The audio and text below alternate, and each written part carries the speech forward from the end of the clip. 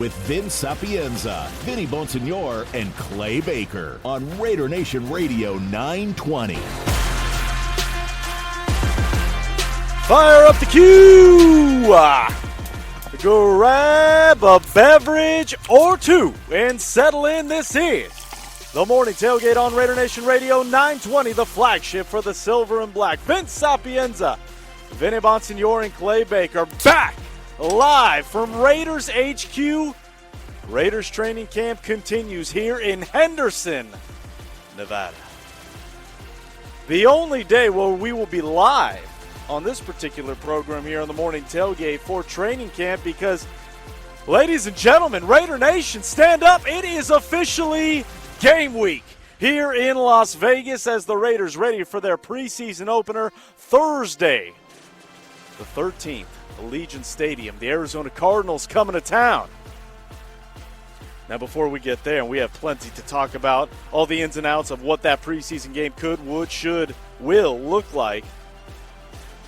There's an Allegiant Stadium practice tomorrow night at Allegiant Stadium. $5 gets you in. All proceeds, 100% of them, go to the Raiders Foundation. Free parking. Concessions will be open, as well as the Raider Image store.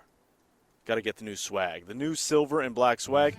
There's a lot of number 15 Mendozas everywhere. I'm sure Vinny's been through an airport recently and coming in. A lot of Mendoza jerseys. And, it's an interesting way to start the day because to start our program today, we have to rewind a little bit and go to how we closed our week a week ago, Clay, on Friday, as we were saying goodbye, signing off here on the Morning Tailgate for a week. It was maybe the biggest news of training camp, the biggest unfolding, if you will, here at Raiders HQ.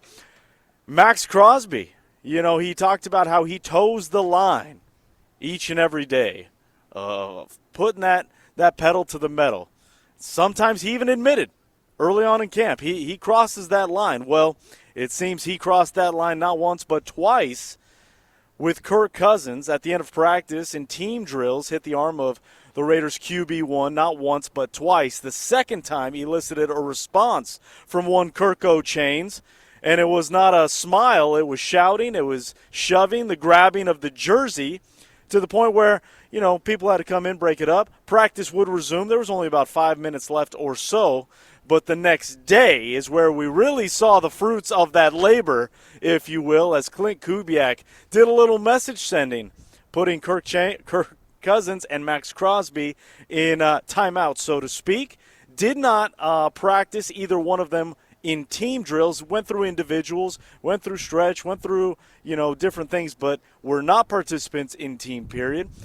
Clint Kubiak confirmed after practice that there's an expectation here at practice, at training camp, and into the regular season, and those two players violated that expectation.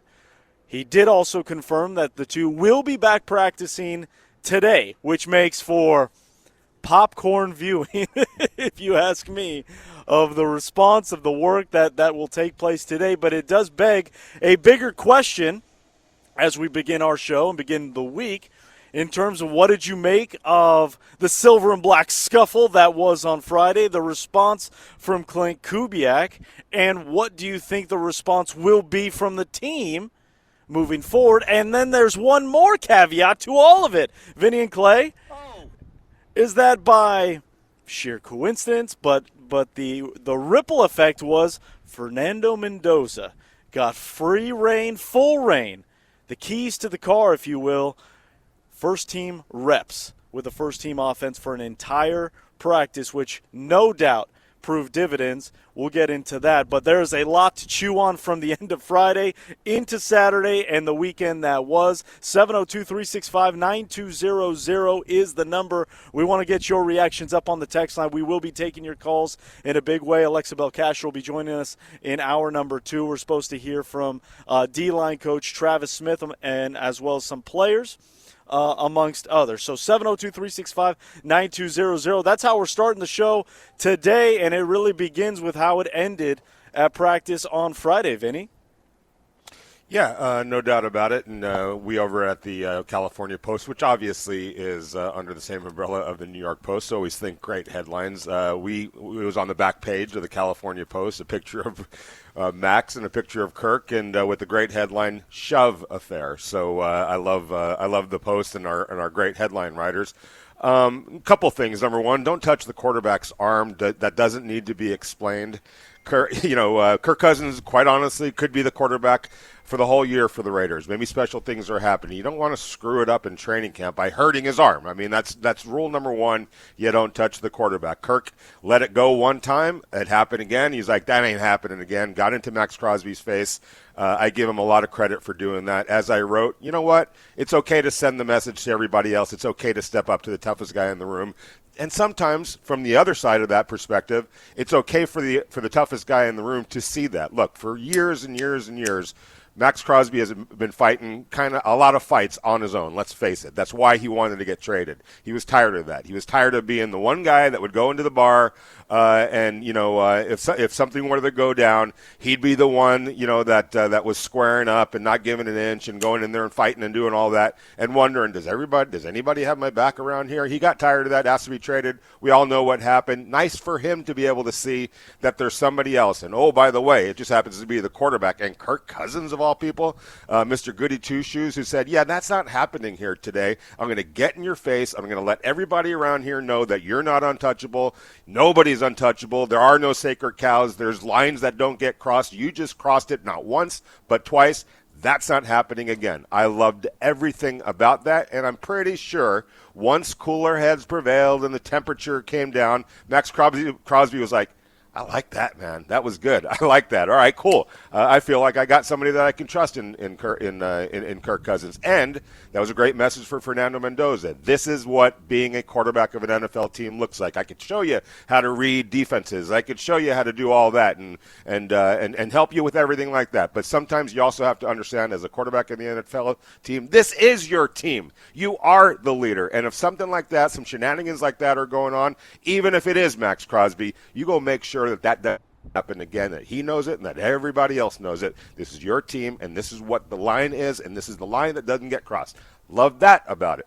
Loved everything about Clint Kubiak's response. Yes, we do have standards here. And yes, there's been all kinds of shenanigans that have happened over the years. And it always shows up in the standings, by the way. All the looseness, all the goofiness, all the stepping over the lines, all the lack of accountability has always killed the Raiders when it comes to the win-loss record. And that day has ended as well, or at least Kubiak hopes it is. And how do you make sure that at least everybody understands there is a standard?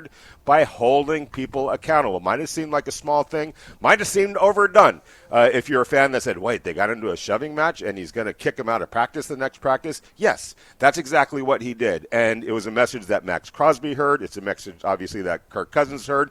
But it's also a message that the third-string offensive lineman heard. Wait. If I, act out or if I do something dumb, that's what happens to those guys. What might happen to me? I better toe the line here, too. I better be dialed in, and I better stop with any of the shenanigans that I may or may not even be thinking about. Love that message. Finally, the opportunity for Fernando Mendoza to go out there on Saturday and get the keys to the offense and show he's not only where he needs to be right now, he's probably a little bit ahead of the game right now. He looked really good on Saturday. I thought it was an excellent practice. Yeah, there were a couple of things that, he would have loved to have had back. Guess what? That's going to happen when you throw the ball and take, 40, 50 snaps in a practice. There's going to be some, bad with all the good. There was way more good, and I think it was a great day for Fernando to show everybody, whether you were sitting in the stands, the coaching staff, the offense, the defense, hey, there's special things that are coming. I'm going to give you a little bit of a glimpse of it right now. This is not too big for me. I'm going to step right in here seamlessly and take over the first-team offense, 3 touchdowns in the red zone. A great, crisp, efficient 2-minute drill to end practice where they moved down the field against the number 1 defense, by the way, and that defense is looking pretty good, I might add. It gave themselves time to spike the ball, come in, kick a game-winning field goal. We'll just say that it was a game-winning field goal to win the day. So all around, from beginning to end, if you're talking about a coach that's trying to set a culture, if you're talking about a franchise that's trying to build a foundation of a strong culture and of, hey, we got this first pick overall quarterback that might be pretty special here. All of it came to fruition. You saw everything that the Raiders are trying to do, including a nice glimpse of the future with Fernando Mendoza and what that foundation, what that culture might actually lead to with Fernando Mendoza holding the keys of the offense.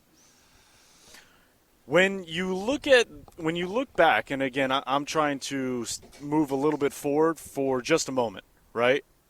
You know, hindsight's 20/20, and we talk about Pete Carroll and that infamous, we're going to win a whole bunch of games, right? I'm not necessarily comparing apples to apples because you can't really do that with this situation, but there's always moments, right, that you look back as kind of like a aha moment or a flag in the sand type moment, however you want to describe it, just a moment that you look back and you're like, well, that feels like something.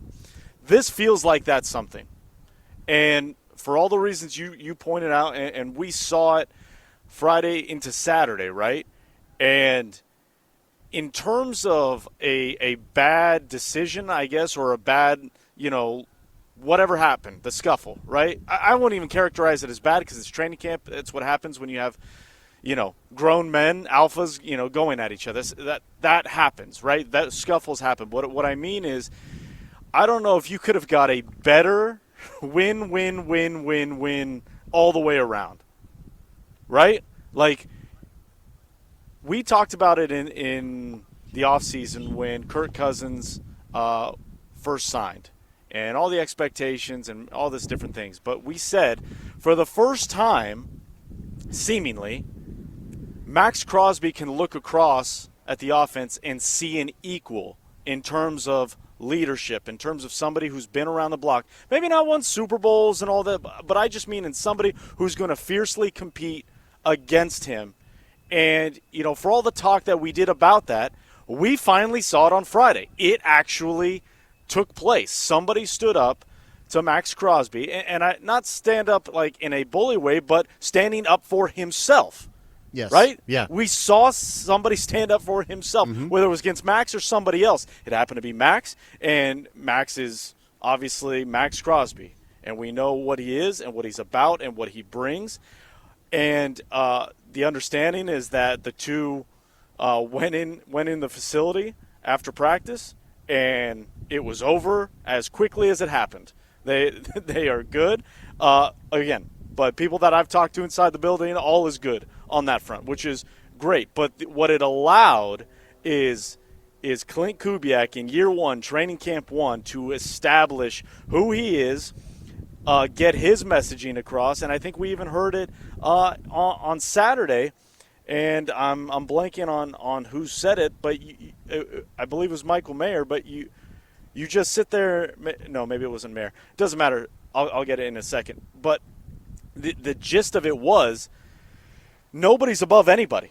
You're seeing the coaching staff treat everybody the same, and as much as we've heard that over the years, we're seeing it, proof in the pudding.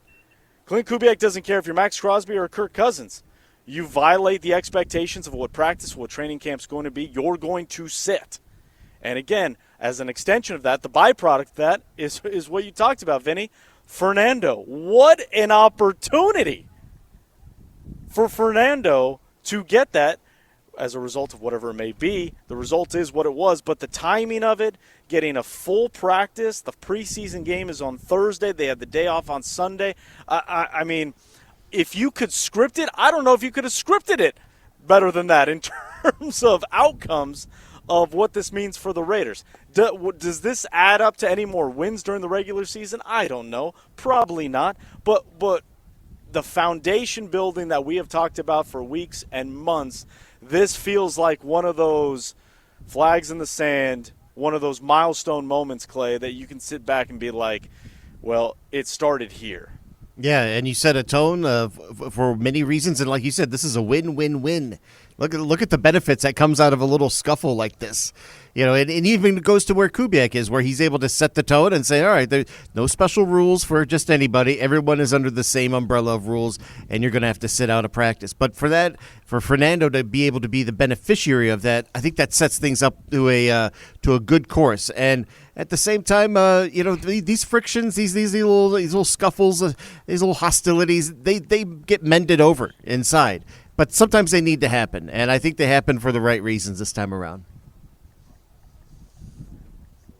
But when you think about what could be had now going into this week, how does that set things up for Fernando getting a little more time? Because I don't think we're going to see a whole lot of Cousins on Thursday. So it's just giving Fernando more of a driveway for a larger week with taking on more responsibility. And I would think that I would think I don't know if we're even going to see Kirk Cousins, quite honestly, on Thursday. And I'll say this, to me, in the few days that I watched, I thought Fernando looked better than Kirk Cousins throughout the practices. That's just me, and it doesn't mean that I think that Fernando Mendoza should be the starting quarterback to start the season. But I will say this, he's further along than even I thought he was, and I'm extremely bullish on Fernando Mendoza. He's got a really strong arm. Obviously, he has more athletic ability than people think. To me, anyway. He was accurate. He was confident. He's not let loose necessarily, but that's okay. I mean, I've gone through a couple of training camps with some young quarterbacks, and it usually takes a little while before the coach says, all right, let's start unleashing it way downfield the way we know that you can. They're kind of building a foundation right now, but so far so good, and quite honestly, he's looked better. I know that what was it? It would have been on Friday. To me, Friday he looked better than Kirk Cousins, and obviously he got the stage all to himself and ran with it on Saturday. So I really like where Fernando Mendoza is right now, and I'm really excited to see what that might look like on Thursday against the Cardinals. 702-365-9200. Want to take your calls, want to get your thoughts on the scuffle that took place Friday, the reaction, the response from Clint Kubiak in sitting those two players down on Saturday, and your thoughts on the opportunity for Fernando Mendoza getting free reign on Saturday. We'll dive into Fernando Mendoza's Saturday practice here coming up in just a little bit, but I want to attack this from one more angle. We talked about, what an awesome day that was for Kirk Cousins, right, in terms of showing just another side of the leadership, being brand new to the facility and the team and all that stuff, standing up to a Maxx Crosby, right? We talked about what that means, setting the tone for a Clint Kubiak and what that does for him in terms of foundational building and something now players can look back and be like, well, I can't do that. I mean, look what I mean, Maxx isn't above anything. So that kind of rhetoric, what a moment that was for Fernando Mendoza to see what a starting quarterback, how he should be acting, leading, and responding in the face of, we'll call it adversity, right? Just seeing how to lead in a different way. But let's look at this from Maxx Crosby's point of view for a minute. Maxx hasn't been. There's been no pushback in the years with Maxx Crosby. Am I wrong in that, Vinny? No, that's why I said people usually steer clear. They know when not to poke the bear. Right. But I gotta say this too. Whether it's Maxx Crosby or anybody else, I gotta say this real quick. I'm sorry, but you just struck something real quick. Look, I don't care if you're a third string defensive tackle or Maxx Crosby. It's mind-boggling to me that he would allow that to happen, where he's hitting the quarterback's arm. Of all things, you guys, seriously, and it needs to be addressed. That is, if Kirk Cousins to be the quarterback here for a full season, you don't want to sabotage that in some stupid, meaningless practice. Not meaningless, but you know what I'm saying. On Friday, by being irresponsible, you can't do that. And I'm glad somebody checked him on that. I love Maxx Crosby. He's the a top two pass rusher in the NFL. Been a great ambassador to the Raiders. Just the face of the franchise. All of that type of stuff. But again, nobody's above the law, and you can't be that irresponsible with your starting quarterback, of all things, his throwing arm. So I just need to get that out there, whether it's him or anybody else. That's why they put the red jerseys on those quarterbacks. You can't afford to lose that guy on a Friday in August before he even gets started on the season. So good on Kirk to let him know that ain't happening, man, and it shouldn't happen. And I'm kind of surprised that it did, actually.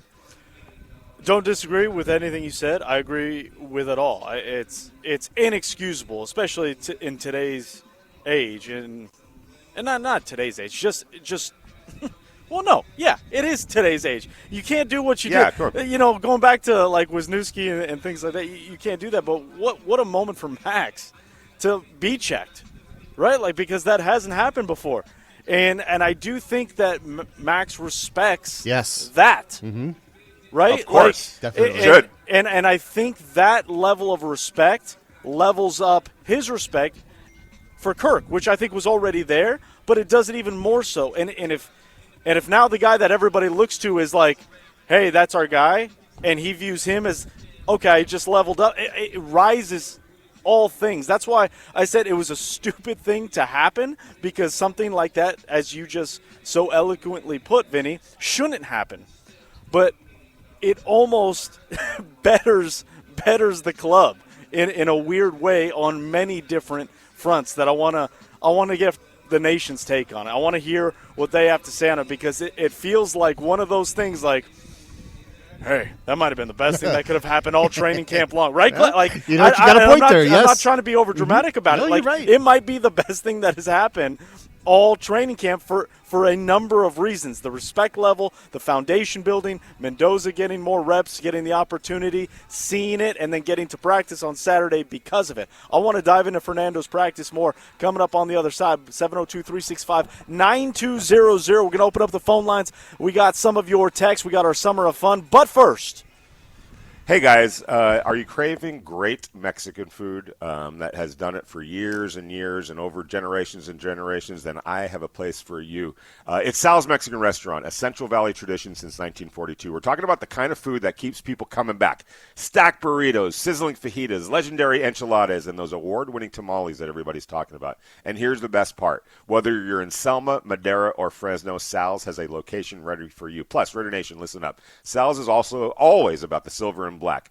Game day, fight night, anytime, this is your spot. Can't make it in? Not a problem. You get Sal's delivered straight to your door wherever you are. Just go to salsmexicanrestaurant.com. That's salsmexicanrestaurant.com and place your order right now. They'll deliver it to you wherever you are. Don't wait. Don't settle. Sal's Mexican Restaurant, a tradition, flavor, and Raider pride served up fresh every single day. The all-pro level player. He is another guy in the locker room. You just feel like, he relates well to everybody. He's not aloof. He's hardworking. He's wants to be here, wants to be engaged, brings positive attitude every day. So you just start to see name after name, and when it's some of your better players like a Maxx or a Tyler, you say, hey, we can work with this. This is good. So feel great about Maxx, and I'm just a little bit nervous that he's got to respect the red jersey this next few weeks. So we'll try to make sure that happens. How about that foreshadowing? Kirk Cousins on the first day of training camp already was feeling the anxiety of Maxx Crosby toeing the line. That obviously crossed the line on Friday, and the two responded accordingly, as did Clint Kubiak, sitting them down for Saturday's practice. And, that hits a little different on a Monday, Vinny. That little, that little snicker at the end of the answer, Clay. His little chuckle. Yeah. Yeah, it's just tongue-in-cheek. And the way he says, we'll try and make sure that happens. And, it did happen. But, again, the response, I think is as celebrated as anything as we've seen here at training camp. Yeah, and I think there's been a little bit of a build-up here. They've been barking at each other, right? Maxx has a tendency to do. Maxx has a tendency to do that, and like we talked about, like I wrote about in my article, more often than not, people just let him be, and that's great and all. But I don't know that that's the most. First of all, I don't even know that that's the reaction that he wants necessarily. I think he wants somebody to get into his face. I think he wants. I agree. A response, because that shows, like I wrote, sometimes the toughest guy in the room needs to see that from somebody else as well. That's how you build trust. That's how. He believes, hey, there's people that have my back, and that is a positive. By the same token, this isn't Kirk Cousins' first rodeo. He's been a quarterback in this league for a long time on teams that have been way better than teams that Maxx Crosby has played on too, by the way. And that's not a knock on Maxx Crosby. It's just a reality check of the reality that he's had to deal with the Raiders. Kirk Cousins has played on, I think, a division winner, definitely a playoff team, so he's seen some pretty good teams and how good teams act and how good teams have each other's back, and the pecking order, and the lines that don't get crossed, all of those types of things. So, and he's been the quarterback of those teams. So he's been a leader of those types of teams. And for all of his goody two-shoes, kind of imagery, there's a reason why he's always been one of the most popular guys in his locker room. You saw that on the team planes in Minnesota when they would put the chains on him, Kirko chains and all that. That doesn't happen because guys don't like you or guys don't respect you, or even that guys kind of look at you and probably see, the goody two-shoes way, but respect that because he's real and he's authentic and he's genuine, and he has the ability to kind of laugh at himself a little bit, to play with that a little bit, and that it does nothing but good things in a locker room. So in all that respect, Kirk Cousins has been a leader throughout his career, and I think it's very important for Fernando Mendoza to see that. Not that I think he actually needs to, but it's always great to have some reinforcement on that. Okay, I was able to do that in college because we can all see how popular Fernando was with his teammates, right? That went unquestioned. By the end of last year, you saw that he was the dude on that team, and dudes loved him for him being him. And so when you go to the NFL, another level, you're probably wondering, how's that going to fly in the NFL? Is it going to be the same kind of reaction that I got in college? Maybe I should tighten it up a little bit, or just, try to be somebody that I'm not, just to prove myself to other guys. That's not how it works in the NFL. And I think Kirk Cousins, by being him 24/7, and then also being the other side of him when he needs to be that, as that happened on Friday, shows or is a valuable lesson for Fernando Mendoza. Vinny and Clay, I'll say this, and I'll take it a step further. I do think Fernando needed to see something like that. I absolutely do. It's one of those things, like we give Fernando a ton of credit, and rightfully so, for being as mature as he is, right? Being being the guy older beyond his years, and that's all well and good. But there's still things he doesn't know, and he hasn't seen. And yeah, I'm sure he's probably seen a couple of alphas go at it at Indiana, right, during practice. But this is the NFL. This is a different level. This is the best players in the world, and especially when you talk about a Maxx Crosby, premier players of the organization, and for him to see that. And I'm not even just saying see the response from Kirk Cousins, because sometimes that's just the reaction, right? And as you said, Kirk's been there, done that, been in a lot of locker rooms, kind of knows how to respond, and it was the second time it happened, right? So, it was building. In addition to the chirping and the jaw-jacking that was going on for a week and a half. That's all well and good. But even just the stuff that we don't see, that I can only imagine how much it is paying dividends for Fernando. Even the quarterback room after that day, right, Clay? Just them talking about, Kirk, and this is what I'm imagining, is Kirk saying, telling Fernando or a Jacob or even Aiden O'Connell, right, who has been here and seen that kind of stuff, probably felt it. Not probably, definitely felt that. You have to set the boundary, and I do think that levels up the room, and I do think it was one of those things that, I think Fernando needed to see that to help him in his evolution, because it's just another thing to add to the bucket of knowledge that he is no doubt gaining here at training camp. And that knowledge is, something he'll set off to the side. Hopefully he'll never have to deal with something like that. But it's something that's now there, and he has. As for Fernando, I thought he had a pretty good day. And something that we've seen throughout his training camp, being here, he has seemed to level up throughout the day and then be able to pick up from that point off to the next day, and it seems to be building. It hasn't always been a perfect up and to the right. I'm not saying that it's that, but he always seems to, the lights always seem to go brightest when they get in a team drill and the pace is up and the intensity is high, and they're in 2-minute mode, and Vinny, as you talked about at the top of the hour, leading them to what would have been a game-winning field goal in that scenario on Saturday. His throws got better, his timing got better, and his decision-making was definitely better as practice went on. And so that constant building is something Mike Sullivan, the quarterback's coach, talked about on Saturday, that his growth and quote-unquote evolution at the quarterback position from the offseason program to now has been fantastic, but it has to keep going that way in order for him to get where he needs to go. Yeah, and, we talk about the recent track record of the coaching staff, right? This is not new to them, what they're doing with Clint Kubiak and Rick Dennison and Andrew Janocko taking over this offense, right? They've done it the last 3 years or 2 years and to high levels, right? So there's that track record where it says, why shouldn't it work, right? They've done this before. They won a Super Bowl last year with Seattle in kind of similar circumstances, not quite as bad as the Raiders, but in some cases just as bad as the Raiders, the offensive line being one of those things. I say that because Fernando Mendoza, if you look throughout his college career, and specifically last year, transferring from Cal to Indiana, where there were these enormous expectations. Indiana was a playoff team that needed a quarterback they felt could get them over the top. They singled out Fernando Mendoza as that quarterback. That's a lot of pressure just up and moving across the country, getting plopped into a new situation, having to learn on the fly during spring and training camp, and then hit the ground running at a level of football where you lose one game and you might be out of it, right? There's no guarantees you lose a game in college football that you're going to the playoffs. So there's a high wire act, and it wasn't always great early on. It was a struggle early on for him to make that transition from Cal to Indiana, but he kept getting better, Vince. You talked about him getting better in the practices and things like that. Maybe he starts a little slow, but he gets as it gets going, he starts getting into a rhythm and he starts figuring it out and he starts getting better. We see that on a daily basis.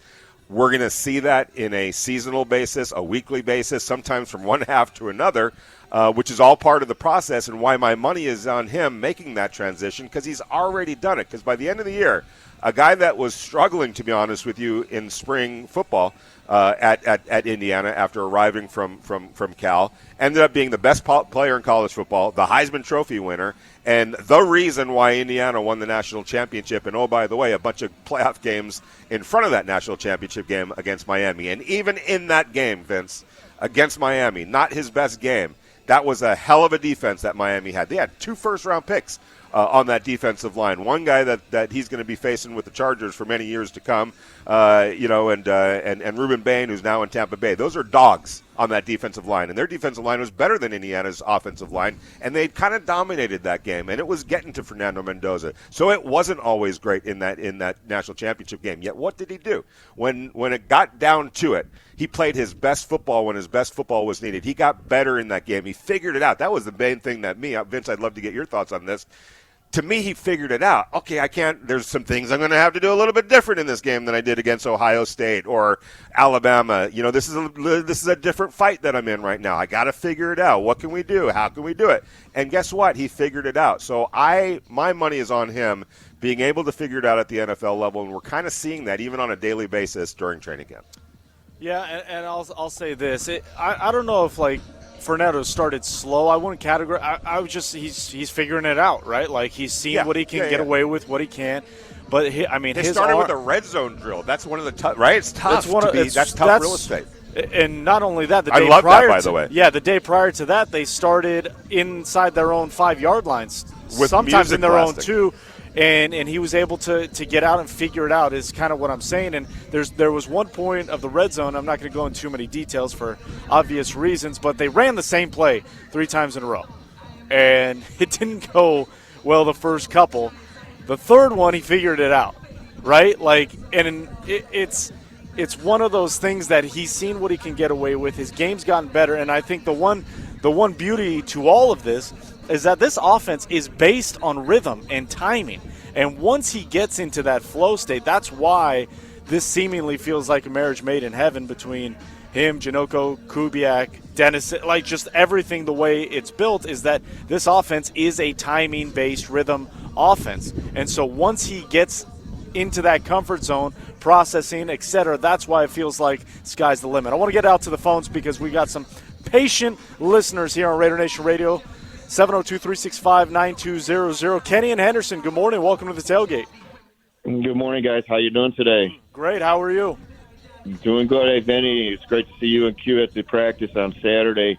I tell you, it makes me proud to be a Raiders fan to see how a class organization and class players handle adversity, and when something bad happens, get such a positive result out of this.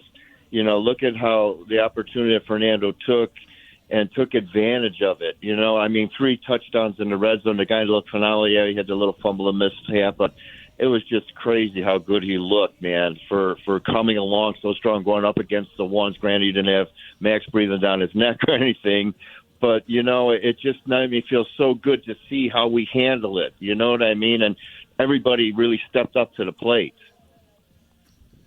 Absolutely. Yeah, thanks, Kenny. And it was great seeing you, too. Great seeing you, too. I heard a lot of people, waving to a lot of people. It was great being out there last week, and can't wait to get back out. Raider Reggie, North Las Vegas. Good morning, Reg. How are we? Welcome to the tailgate. It's been a minute. Hey, man, first of all, I got to say this. I'm feeling great, man. I've been through a little bit of health stuff, but a lot of my Raider family has come through and helped me out. I'm doing great right now, feeling great. Got to go out to training camp almost every day. Shout out to my guy, Midas 4, Fabian, my dude, Juan the Smasher, and the Black Hole President, Mark. All of them was with me on Saturday and Friday, so it was awesome. And we were less than, I would say, 30 feet from the action. And I almost got in trouble because my first reaction was I picked up my phone because I was like, what the hell, when it happened. But, I wish it hadn't happened. I wish Maxx, wouldn't have did that because it did happen earlier. But, Maxx is Maxx, man. Maxx is 100 all the time. So I can't get too mad about it. So that's why I'm excited about the way Kirk responded, because I think he's the only one that could really respond that way and not get kind of disrespected. You know what I mean? And then you talking about two alpha males, man. It's like somebody have to establish being the main alpha, and that's going to happen. And the fact that it happened when it did this early, I'm glad that it did. I wish it didn't in that way because of the injury factor, you know what I mean? But, hey, I think it was a boost, and everybody around us in that section in the bleachers saw the offense turn up, and they really ran down the field after that happened. Everything just was moving real quick and aggressive. So, hey, sometimes you got to have those moments so that everything else could turn around and go in another direction, and I like the way it went after that happened. Raider Reg, glad to hear you're doing well, brother. Thanks for calling in. Appreciate the phone call. Do it again. We miss you. Yes, we sir. miss you, Raider Reg. 702-365-9200. Want to continue to get your thoughts on the Silver and Black Scuffle from Friday, the reaction from Kubiak, the performance from Mendoza. We'll continue to dive into it here on the Morning Tailgate. But right now it is time for our Summer of Fun. The final week, Clay, of the Summer of Fun giveaway presented by Terribles and your friends here at Raider Nation Radio 920. But we're ending with a good one, Clay. Okay, keep Clay, the fun coming. I don't want the fun to end. We're going to Hawaii, baby. Woo! We are going to Hawaii. Flights from LAX to Paradise in Hawaii. 4-night stay. Can you imagine? Can you imagine winning a trip to Hawaii? Just for free. Airfare, lodging, just for listening to the radio. Just for being a part of the show. All you got to do is text in 702-365-9200, the word of the day. The word of the day here on a Monday, August 10th, 2026. The word is boat. Boat, B-O-A-T. Text in the word boat to 702-365-9200, and you are entered for a chance and a trip to Hawaii. Right here in the Morning Tailgate. It's Raider Nation. Sometimes I can be relatively calm, but if you rattle the cage, then maybe you'll see a little different guy. So sometimes it's good then to get my cage rattled because it brings out the best in me. All right, back here on Raider Nation Radio 920, Kirk Cousins. From the beginning of camp, July 29th, talking about his spirited energy and fiery nature on the field. Well, we're starting to see that on display. 702-365-9200 is the number. We'll be joined by Alexa Belcastro from News 3 at the top of the next hour. 702-365-9200. Also, catch us up on our YouTube page. Great coverage from training camp at Raider Nation Radio 920 AM. Clay, all these people are just coming up to the table and they're distracting me. They're trying to throw me off my game. It's time for you to set a tone. I might need to send a message. I might need to – Vinny, I might need to send a message. You know how it is over here at this I mean, I might have to – I don't know if I got to turn the table over. I don't want to get into that extreme, but, I got people trying to hobnob and – They're trying to strong-arm you. Trying to manipulate you. Don't You're let that a popular happen. man, Vince. Welcome back inside the tailgate, everyone. Stretching is underway. The media period is open in terms of videoing. Not seeing Caleb Rogers out here or a Dante Thornton Jr. as is my eyes. They are in front of us today, in front of Field 1. No fans today.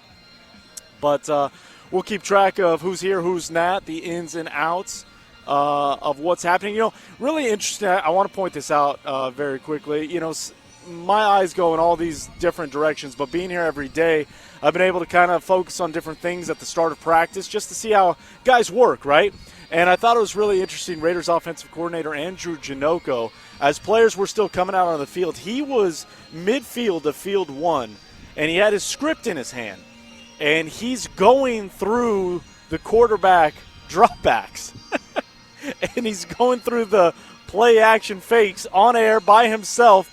But it's just, the level of preparation that not just these players, but these coaches put themselves through in order to put the players through is really incredible. Just watching Janocko kind of sit there and go through the paces, if you will, on his own, right, of what the quarterbacks will be doing.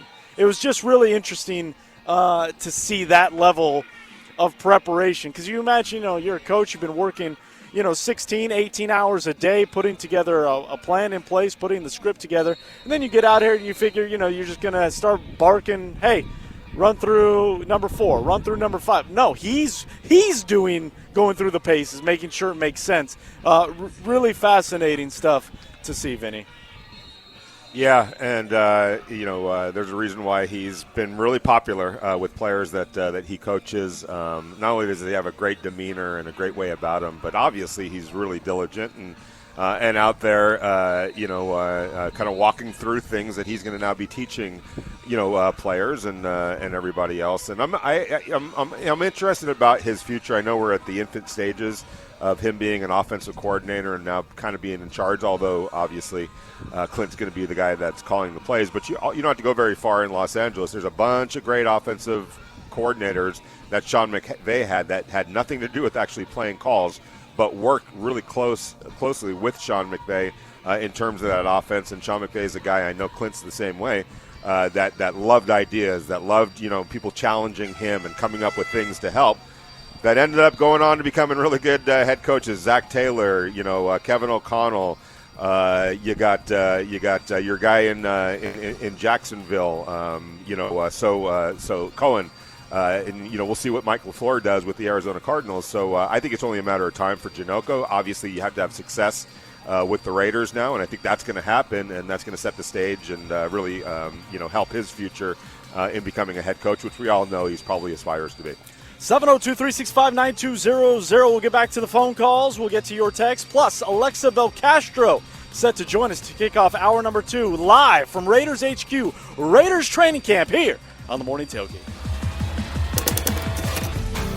Flying through into hour number 2 here on the Morning Tailgate. It's Raider Nation Radio 920. Vince Sapienza, Vinny Bonsignore, and Clay Baker coming to you live from Raiders HQ, Raiders training camp back underway here in Henderson. Special teams work, getting their work. Teams, as they say. Teams, Clay. You got to get the vernacular. Teams. And it's, I got to say, it's been feeling better in terms of, like, the breeze is actually flowing. It just, I don't know. There's something about today. I don't know if it was the day off on Sunday. I don't know if it was the, the spark that lit Friday going into Saturday.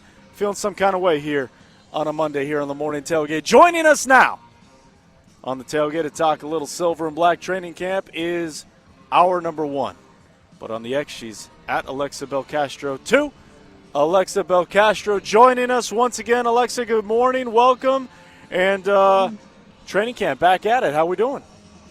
Good morning. I'm glad I'm your guys' number 1. I actually don't know if you saw this, but my Twitter account, someone made a replica and called it Alexa Belcastro 3. So no one's safe. Wow, nothing Is that sacred. real? That just happened? Yeah. No, I so saw go that report a it couple on days that. ago. Oh, my goodness. How do? What do we do? I hope we didn't do this. Clay, was this you? This is Clay, I'm on. I thought it was you. I'll take it. Yeah, I was that's thinking on me. Vince. As many times as he brings it up. I said, I see what you're doing here. I got your back. Why does Alexa. everyone got to I'll point the take care finger of at me? That's rude. Thank That's you. just rude. I would never, ever. But, Alexa, let's start with how practice ended on Friday and the response on Saturday. You know, we were talking about a win-win-win kind of situation all the way around. What is your take on the scuffle between Kirk and Maxx? And I guess moving the conversation along, what do you think this does for the team and for them in particular? I really like the standard that Coach Kubiak is setting by doing what he did. I think it just tells every player no one's above the shield.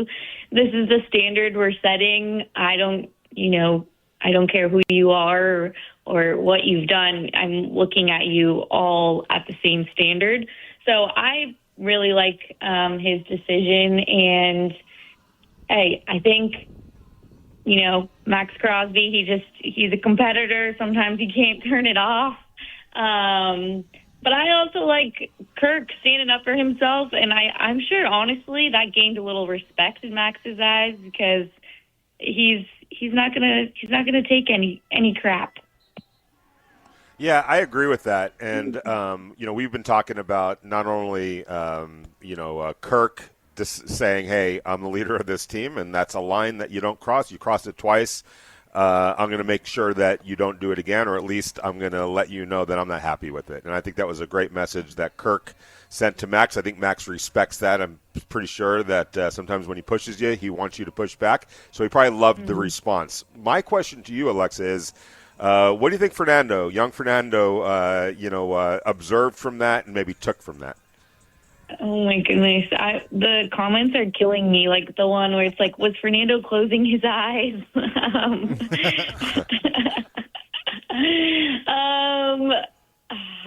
I think, I was kind of thinking about that, like if the situation happened with Fernando, and do I think he would do the same thing in that moment? No, but I think because Kirk has that veteran experience, he knows that's the reaction Maxx is looking for. Most importantly, he knows that's the reaction his teammates are looking for. Like, is he going to protect them? So I think that's probably something Fernando's still learning as a rookie, and I don't think he would do the same thing in that situation just because, those are things he's still figuring out plays. He doesn't really probably want to cross into that quite yet. Yeah, he was probably just focused on getting his work in with the ones from what we heard about Mendoza and all the work that he does to prepare for that moment. Well, sometimes these little scuffles, they can bring a connection to a team where, the defense and the offense, they see their elite players, and the hardest workers kind of like scuffling and going at it. It heightens a certain sense of awareness, but also it allows Fernando to benefit. And Vince had coined it like this is a win-win-win for everybody when little things like this happen, especially even for Kubiak, who is able to, like you said, set a standard to do equal punishment. Right, and I really liked Fernando's interview. I think it was with NFL Network, and he was saying, he's like, hey, these are two guys that are actually friends in the locker room. Like, I promise you, they look at plays together. Like, this is just on the field, strictly on the field competitive nature happening in front of us. And I think that's an important distinction because sometimes people take that into a new narrative and they're like, oh, maybe they don't like each other off the field. I think it's just really, it's all about being competitive, and they're just at the end of the day ready to go hit someone. Alexa Belcastro joining us here on the Morning Tailgate, Raider Nation Radio 920. All right, Alexa, I'm going to give you the clipboard. I'm going to give you Clint Kubiak's hat and whistle. Uh-oh. How much are we seeing of Fernando Mendoza Thursday against the Cardinals? Ooh.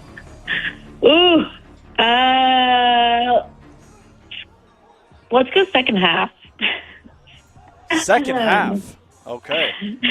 I honestly, I wish I knew where, like, the thing about Coach Kubiak is you have no idea where his head is at when he's on that podium. And I don't know. I think we're going to see him at some point. I think we're going to see him a lot, but I'm honestly not sure where. He keeps his cards close. I agree with that. What your guys' thoughts? Yeah. Well, the question that I wanted to ask you, and being there last week, the one thing that I was a little bit disappointed with, quite frankly, I like what I see from Malik Benson. I didn't see enough from the wide receivers, in the days that I was there. I know, and I truly believe that Clint Kubiak's going to scheme something up to make that work, at least for this year. But are you a little bit concerned that there really isn't anybody among the wide receivers that are popping right now? Oh, I'm definitely concerned about that room. I mean, I think the fact that Malik Benson is getting all these reps with the ones, not a knock at him, but to come in as a rookie and already be doing that not as a first rounder kind of tells you where the competition is at in that room. And I think there's also a lot of slot receivers, but I'm worried who's going to be out wide. I really don't know who that's going to be yet. And like you said, looking at it, like it's the one group on the field where you don't feel like you're watching a competition just because there isn't much happening in that room at all. So yeah, I would say it's definitely the buzz of camp, and Benson has been the standout for sure. Do you think just now kind of creates an identity of how important the running game and even the tight ends are going to be now for Kubiak's offense? Yeah, I do, and I'm sure that's something that they kind of noted going into the draft because everyone, granted they didn't have the wide receivers they wanted when it was their time for the pick, but everyone was waiting for the wide receiver to be called, and it just didn't happen. And I think, maybe for Kubiak's offense, that's kind of the last piece of the puzzle he needs because it's so much West Coast offense revolving around the run, stretching the field wide. So I think for now he feels maybe he can get away with using his tight ends and his running backs. But yeah, I think it's definitely still a concern. Alexa, what's the biggest thing you're going to be keeping an eye out on, not just at the Tuesday practice at Allegiant Stadium, but really that preseason game on Thursday against the Cardinals? I think, the secondary, I don't think enough people are talking about this. I think they have so much potential, and it was a group that everyone was really worried about last year, and they just put so much into it. Traden Stukes, Massis, he's been so fun to watch. So I'm excited to see that. And then also the right guard position. Kubiak did say he is going to play his starters, so I'm curious what that's going to look like with Caleb Rogers and JPJ continuing to battle for that spot. All that said, Brock Bowers and Ashton Genty, my goodness. Throw Mike Washington in there as well, and I really believe Dylan Laube is going to have a nice little role on this team. It feels like Mike's like the backup. If something were to happen to Ashton, it's Mike's job, I think, to be the number one guy. Whereas I think Dylan is going to have a role as a situational back. I think it's going to work that way, and I think Mike's going to get some time as well. But all that said, Ashton Genty just blew me away when I was there, and obviously Brock Bowers doing his things. What kind of year do you think that those two terrorizing forces might have for this offense? Oh, I think even the way Ashton talks on the podium about this offense, you can see, I don't know about you guys, but when you watch him on the podium this year, there's a different glow to him. You can tell he's very happy with this system and this coaching staff because I think they're really trying to build around him right now, and I don't think he had that support last season from the line, from the offense, how it was ran as a whole. So I think he's going to have so much opportunity. Same with Mike Washington. I think it's going to be a great year for the running backs. Even we saw some work with the halfback. So I'm excited to see what he can do. I honestly didn't know how fast Ashton was because we didn't get to see much from him last year. So now that I'm getting to watch him in camp, and the way he runs is insane. He's a little tank out there. He can make a hole through anything. So it's really impressive to watch. You brought up JPJ and Caleb. What were your takeaway of how honest JPJ was this past week about anxiety, dealing with it, and also trying to feeling the urgency of the expectations that are on him and making sure that he remains a starter and do everything that Kubiak is asking?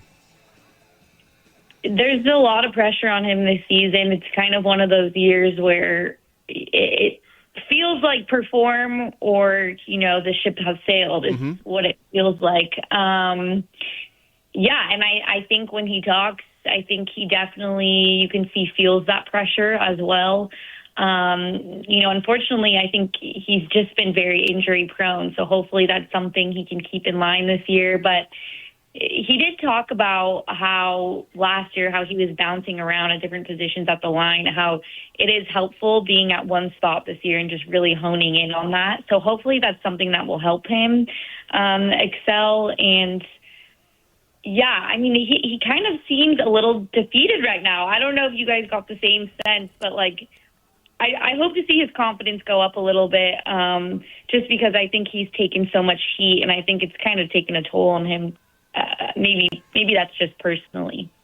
It is Alexa Belcastro, News 3 LV. Alexa, Clay, did you hear that? Ashton had a different glow. I wish I just had a glow. Ashton has different glows. Let alone a different one. Let alone a different one. Man, I need to get a glow. How do you go find a glow? That's just sweat for you. It's just perspiration for you. That's sweat. It's the new diet for Genty, right? Man, I guess I need in the locker room last year, no one made me more sad for them than Ashton Genty. I know, right? Yeah, his glow was a little cloudy. Yeah. I was like, I feel so bad for him right now. All I kept reminding myself was, it's not this dude's fault. I did feel sorry for him too. You almost want to put a shoulder, an arm around him. And I had a couple of conversations with him, like, hey, man, you're going to be just fine. But you do. There's a little bit of empathy because you know what the talent is. You know how good he is, and you know that whatever was happening last year, like not even 0.5% was on his shoulders. It was everything else that was going on around him. Right. And he looked sad. I don't know how else to say it. No, he was. He was disappointed. It was. How could you not be? Costanza routine. It's not you, it's me. But the me is everybody else. You almost wanted to ask him, in the pressers, do you need a shoulder to cry on? Are you okay? Yeah, but and then they try to change his stance and all the things. It was crazy for him. Alexa Belcastro, News 3 LV. Alexa, we appreciate you. As always, we'll see you Tuesday at Allegiant Stadium. See you then. Thanks, guys. All right, that is Alexa Belcastro. It is a good point. He did seem very sad for a good majority. I would be too. He had that look of this is never going to improve. This is what we got, and the whole year we're going to be riding this same drudgery. Speaking of the running backs, they were just doing a drill coming out of the backfield, doing a little option type route, right? And Clint Kubiak was standing there, probably 3 yards, 4 yards off the line of scrimmage, and he's the pivot point. He's where they break, either left or inside. Well, Mike Washington Jr. slipped and nearly took out the Raiders head coach. But he is fleet of foot. He is an athlete, and he still got it because the way he evaded and made Mike Washington miss is very impressive. Very impressive. And Vinny, you saw it last week. Clint Kubiak is, again, obviously a major focus with the offense, but he bounces, right, quietly from place to place. I mean, he really is everywhere. So, him having his dad here last week probably helped in terms of, hey, how do I get around everywhere, make sure I'm seen but still everywhere, being stretched thin. His dad, Gary Kubiak, was obviously here at Raiders HQ last week, and it's kind of been impressive seeing him go from place to place, not in a way like where we saw Pete Carroll just like sprinting everywhere with his gloves. It's been more subdued. We'll use that term. Stealth. Yeah, stealth. Stealth. That's a good one. But, he really gets in and out of where he needs to be. Yeah, I'm always extremely interested in watching first-year head coaches and how they operate and how they manage their time, how they kind of float around the field to get a look at this, get a look at that, who they're going up and talking to, who they're pulling aside. All of those types of things are really important because, let's face it, Clint Kubiak is making a transition not only to be a head coach of a new team, but to be a head coach, period. Exclamation point. This is the first for him. So there's a lot going on, and we always talk about the players' heads are swimming, especially young players. But imagine being a head coach for the first time. Now, having said that, I think having his dad, just the experience. It's not just his dad. He's coached under some really good coaches and been a part of some excellent systems. So there's a lot of track record. There's a lot of notes that he has. There's a lot of memory bank that he has of coaches that he truly respects and how they went about it. He's his own man, but there's going to be little pieces of every coach that he ever coached with and every program that he's ever been a part of now here with the Raiders. And I'm always that is so intriguing to me how somebody that that has grown up in the sport the way he has. Sean McVay was very much the same way. His whole family is they're coaches and it's just really fun to watch how those types of coaches become their own coaches once they're handed the keys. I want to go back to something that Alexa was talking about with with Ashton Genty and how sometimes you do want to put your arm around somebody and say, hey man, it's going to be okay. And I can't express to you guys how real that really is. When I caught up with Davante Adams, it was the week that they were the Rams were preparing to play the Seattle Seahawks in the NFC Championship game. I ask a question at their little podium, and he looks over and he sees me. He's like, "Hey, what's going on? Good to see you." Blah blah blah. So then we talked for about a half hour after that, and and we revisited everything. And he and I used to talk a lot when he was with the Raiders because I could see that this was killing him. He was somebody that had high standards for himself, high standards for the team, came from a great situation with the Packers. I know he never went to the Super Bowl with the Packers, but I want to say he played in 3 NFC Championship games. So he knows success, and what was happening with the Raiders was the opposite of success, and he went through it. And to have the conversations that we had in Las Vegas, but then post-script kind of going over our notes last year, it was really enlightening and what he was really going through. And I know fans sometimes put the Raiders' failures, they want to find the face of the failures. And in some ways, maybe Davante was during the couple years that he was here. But let's face it, just like with Ashton, just like with Brock, just like with Maxx Crosby, those guys are the least culpable. or they have no culpability. They're doing their thing. It's up to everybody else, including the organization, to rise to that level. And unfortunately for Davante, unfortunately so far for Maxx Crosby, that hasn't happened. But I do believe that this iteration of Raiders, and that includes the new ownership, additions, Tom Brady, John Spytek, Clint Kubiak, and everything else is going to lead to those better days. 702-365-9200. We'll open up the phone lines. We'll get back to your thoughts up on the text line. The scuffle that was Friday that led to the ripple effect of Clint Kubiak setting the tone, Fernando Mendoza getting the reps, and now how it's playing out so far here on a Monday at Raiders HQ Live. We'll continue to talk about it. We'll also, you talk about putting your arms around guys. Quarterbacks coach Mike Sullivan has been putting his arm around a young Fernando Mendoza. We'll hear from the Raiders QB coach coming up as well. But first, hey guys, when it comes to your health, when it comes to feeling better, when it comes to your weight, when it comes to all of those things that we think about and kind of in the back of our head understand that, look, I probably need to be doing something about this. I don't feel as good as I should. I'm not weighing what I want to weigh right now. And we keep saying, all right, I'll get to it, but I'll start tomorrow. I'm gonna get right on that tomorrow. And then tomorrow comes, and we just keep thinking about the next tomorrow and the next tomorrow after that. Guys, let me tell you something. Your opportunity to get a handle on things is sitting right there for the taking, and it comes at City MD. If you're tired of feeling sluggish, frustrated with your weight, dealing with daily aches and pains, or just not feeling like yourself, it's time to take control. City MD in Las Vegas offers personalized wellness and weight management programs designed for real, lasting results. But they don't stop there. City MD also provides advanced pain therapy and primary care, giving you a complete head-to-toe approach to your health. One team, one plan, built around you. More energy, less pain, better health, real confidence. And here's the thing.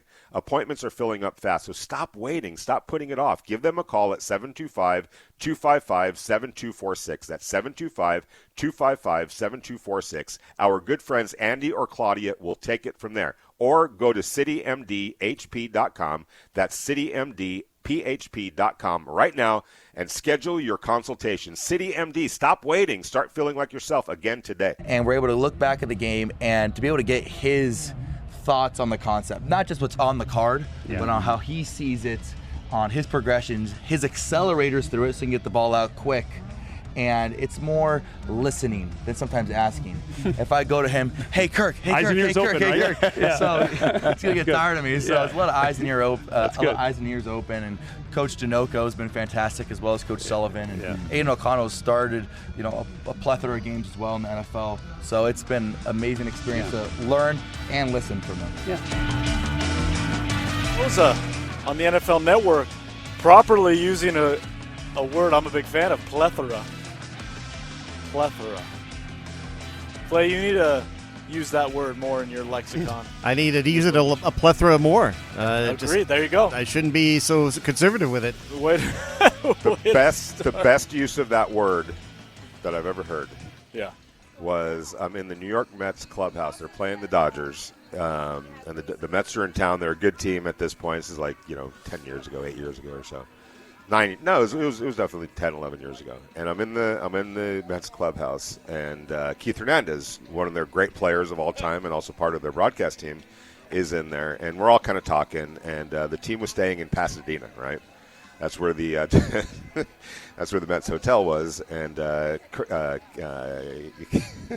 Keith is telling us how he went out to one of the establishments in Pasadena. And he said there were a plethora of beauties there, just a plethora of beauties. So I'm not gonna assume or not assume what beauties was to him. I'm pretty sure I have an idea, but for a baseball player, but Keith is well versed, so not big, not too surprising. But wherever he was, there was a plethora of beauties. A large supply. Okay. A heaping supply. 702-365-9200. And there was a heaping supply of opportunity for one Fernando Mendoza on Saturdays. He got the first team reps. Now, Jason is our buddy Jason on the text line. It sounds like he's in the conspiracy. Good there was no conspiracy. No, there's conspiracy, according to Jason. Good morning. Max busted out to get Nando his opportunity. Let's put that to bed. Let's put that to bed. Here's why. When you think of conspiracies, when you think of trying to hoodwink, when you're thinking of cute little ways to do something, does Clint Kubiak's image come up? No. He says Clint Kubiak's going to do what he wants to do. Like, hey, if this was a day off for those two guys, if you had a scheduled day off and trust me, I was watching Kirk. He wasn't happy over there. Kirk Cousins was not happy giving up any first-team reps to anybody. I know he's Mr. Mentor and all that, but he has designs on being the quarterback of this football team. Make no mistake about that. What do you think? He's not a competitor? Of course he is. It killed him to sit there and watch Fernando Mendoza. I mean, I'm being serious. It did not sit well with him having to watch Fernando Mendoza take all the first-team reps. That's an opportunity lost for him, and it's one that there was no conspiracy or anything like this. This is a young coach, a first-year head coach saying, we have a standard here. We have a culture here, and there are no sacred cows. There's nobody that's above it all, even our quarterback and it was the perfect time to send that message, and that's exactly what he did. Yeah, you could see him stewing, just standing there next to Janoko. He had his helmet on, never took it off. Time. Never took it off. Did not take it off. He didn't move. Maxx, on the other hand, was like pacing up and down like a caged animal, just waiting to be released into the wild. Kirk was just standing there and watching Fernando with the first team reps, which I thought he did well with on the majority. Again, I thought he's in practice, the inconsistent play that he has had in training camp, which there have been those days and those reps, he seemed to get better in the 2-minute drill when the rhythm kind of would ramp up a little bit. So that's obviously good to see. You want to see the consistency, again, become more consistent in that vein. But 702-365-9200. A no-look touchdown throw. Sorry about that. A no-look touchdown throw to Brock Bowers. If you notice, he was looking to the corner of the right side of the end zone and just tossed it to his left to Brock Bowers, who then put a great move on somebody for the touchdown. And then he dropped a perfect throw in the end zone to Trey Tucker, where only Trey Tucker or the out-of-bounds linesman was gonna get it. There was no chance of a defensive turnover right there, and it was right into the hands of Trey Tucker for another touchdown. That was a beautiful throw. Well, speaking of Brock Bowers, he finds his way in the end zone here in the red zone drill, and Kirk Cousins is fired up right now. He just threw that TD toss, and he looked back at his offense like, yeah, we're them type deal as we get into team period red zone drills. Let's get out to the phones. Charles in Oregon. Charles, good morning. Welcome to the tailgate. Help you, Vince, with you were kind of in a quandary trying to understand why there's cool evening, the breezes that are coming, that it's cooler. Well, that's because Charles is not in Oregon. Charles is in Las Vegas, and I brought the cool, to quote Cosmo Kramer, I brought the cool evening breezes of any town USA to Las Vegas, and my wife and I are like so excited to be here. And I just wanted to share, the other thing I was thinking about is like the synergy that I've talked about before amongst this team, whether it's just the dynamics of how things work together. Sometimes in life and in sports, you need things to kind of roll your way. You need a little bit of help. And it's clear the Raiders are on the right path. And the reason why I say that is because it worked out, like you were talking about earlier, Vinny, it worked out beautifully. Yeah, they got in a fight, but Kirk showed his leadership. So what happened? Fernando gets his opportunities with the ones, and he lights it up. And so, the other thing, I'm not going to go with a conspiracy theory at all, but I will say this. That way, Kubiak, because he did the right thing by saying, hey, you two are suspended for one day, then it gives him the opportunity to avoid the question of, who's going to be your starter. He had the opportunity to put Fernando in with the ones, and no one's questioning it. Why? Because, Kirk was suspended for a day. So, that synergy, the way that things are rolling together, I just think it's awesome. So excited to be here and come to Allegiant tomorrow. So thanks for taking my call. Appreciate you guys. Charles in Las Vegas by way of Oregon. We appreciate the phone call. Thanks so much as Red Zone drills continue here. Up on the text line, we got James. My take is win-win. UBU Maxx. Good to see our quarterback be tough. This is a war game. Play hard. Good to see everything around from the toughness to Fernando getting time in. I love it. It excites me even more for opening day. We're going to take no crap this year. Set the standard. Go Raiders. Love, love, love it. Just don't touch the quarterback's arm is all I ask. That's it. That's irresponsible. It is. I mean, we're laughing at it, but honestly, we've seen dumb injuries, or not dumb injuries, but we've seen injuries to completely sabotage. Now, obviously, that would mean Fernando gets in there and blah blah blah, blah and that's great. But just in theory alone, when it comes to your starting quarterback, they are so valuable and so important, and especially their throwing arm of all things. You've just got to be a little bit more responsible than that, and I mean that honestly. 702-365-9200. Gage up on the text line says, I'm just very excited to get to see Fernando on Thursday again. Carson Beck again. very vanilla play calls, but our defense will be tested again against Beck. Dude looked real good last Thursday. Yeah, no doubt he looked good in that Hall of Fame game. Now let's see what he looks like against the Raiders. Clint Kubiak said starters will play throughout the preseason. What that looks like ahead of Thursday remains to be seen. But I do want to play a little bit of Raiders quarterback coach Mike Sullivan from Saturday, because when it comes to Fernando Mendoza and the progression, what he was able to learn and continue to take in from Saturday, getting the first team reps. Here's Mike Sullivan on his progression, not only on that day but throughout camp as well. A lot of action today. What stood out to you about him today? Fernando got a lot of action out there too. Continues to improve, and the thing that I think we're very pleased about is from the spring to the start of camp, there were some parts of his game we wanted him to improve upon, and he has. As we've added different layers and dimensions, the crowd noise, the silent count, and so forth, he's not repeating mistakes, which is always a good thing. It's a process, it's a long process, and we're pleased with how he's developing. How important is it to get him with the ones for whole practice like that? Well, I think as much as he has opportunities that are going to put him in realistic situations, and it could be with the threes or the twos or the ones, and also along those same lines, the defensive players, because, the speed picks up a little bit. So I think it's important that he doesn't get too far ahead of himself, which a young man like that doesn't do that. I mean, he is locked in on the process and just trying to improve. And so those are the things that we're looking for to help him take those next steps. How have you seen that quarterback room complement each other and learn from each other? It's a great blend, and it's a joy coming to work every day, because all three of those guys, all four of them, I should say, no disrespect, Jacob Clark, our undrafted free agent, he's been right in Fernando's hip pocket, helping him study, staying with him afterwards to walk through his plays, walk through the scripts. He's a tremendous young man. And, of course, you've got Kirk, who is a pro, who's been there, done that, but still has an open mind, a white belt mentality, so to speak, where he's willing to do whatever's necessary to improve and grow.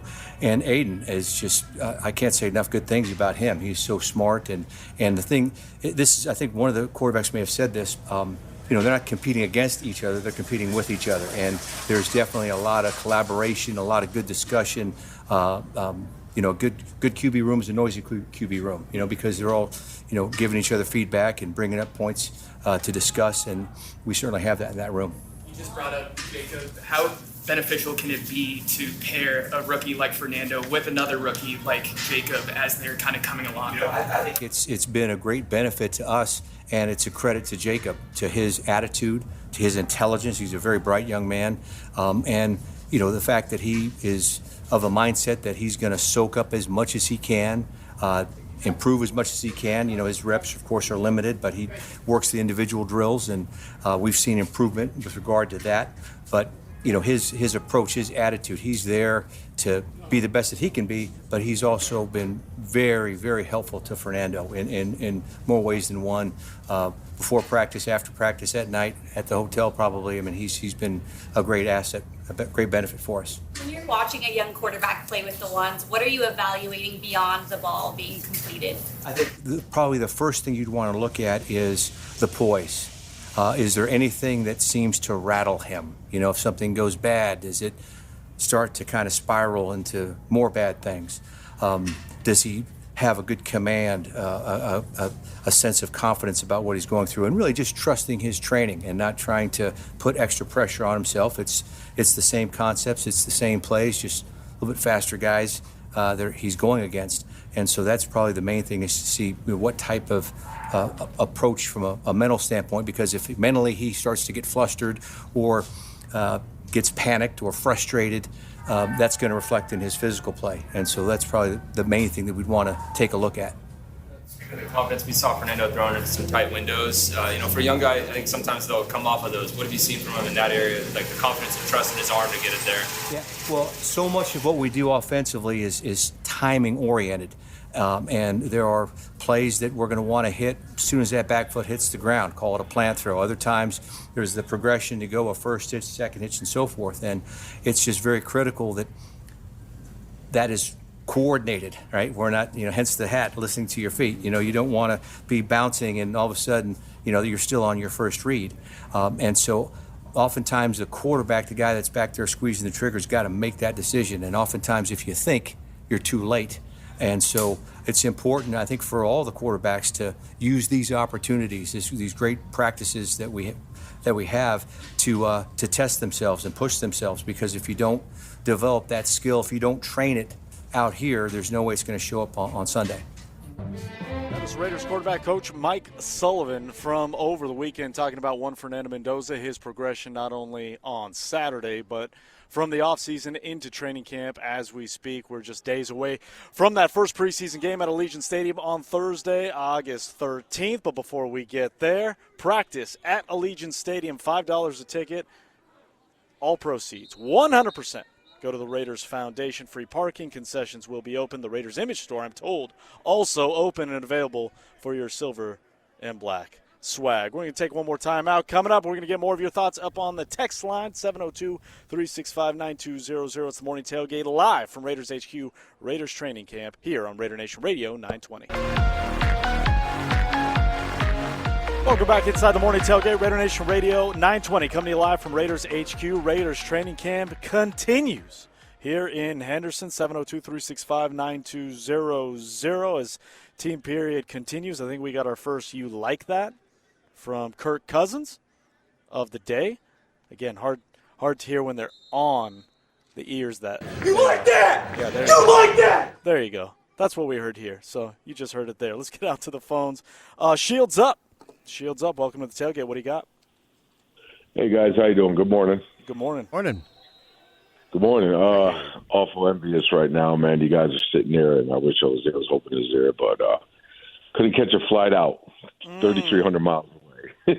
So I hope you guys have fun. I would just want to make observance to the interview, to the press conference with JPJ and Vinny's pointed questions. And it seems to me that he's not overcritical, but he's requesting answers from JPJ about is this going to be his good year finally after everything else. And I think we should be critical of JPJ concerning the awarding college ball and coming forward and everything else. And I do think he has a chance to go down as the long line of some of the best Raider guards ever. When you look at Apostle Wisniewski and all the guys we have with Carr. I just want to ask Vinny, without ambiguity, and I know the season hasn't even started yet, if he can commit to an answer to hear about how JPJ will do this year, whether bad, good, or just average. If he can commit to that and give us an answer, since he's the inside guy and he helps us with information, he's our direct link to the locker room. If he can get an answer, a prediction on JPJ's play this year, guys. Thanks for taking my call. Vinny, thanks for everything you do, man. Appreciate you. Raiders Shield. You got it, brother. Well, you got it, brother, and thanks for the compliments. Here's the thing. You're asking me a question that the Raiders inside the building are wondering about as well. And quite honestly, there isn't an answer right now. And I could tell you this is the feeling in the building is that it has a chance to work out beautifully, and he ends up being the player that that the Raiders organization thought they were getting and believed they were getting when they drafted him in the second round. But there's also a feeling like it won't work out, and that maybe he gets traded or whatever, loses his job as a backup, and doesn't live up to the potential. There's a couple of things about Jackson Powers Johnson that I think the organization, teams across the league were aware of, and I think some of those things are starting to that carry it over to the NFL. And one of those things, and look, JPJ brought it up, the anxiety. He used that word, I think, 3 or 4 times, and it was very noticeable to me. Why? Because literally, talking to some people, this is something that not necessarily the anxiety, but athletes. We, human beings, forget athletes, human beings, get into our own head sometimes. I don't care what job you're at, you're going to, or what your vocation is, or what your challenge is in life, or what you're confronting on a daily basis, what's right there, right in front of your nose, right this very minute, right?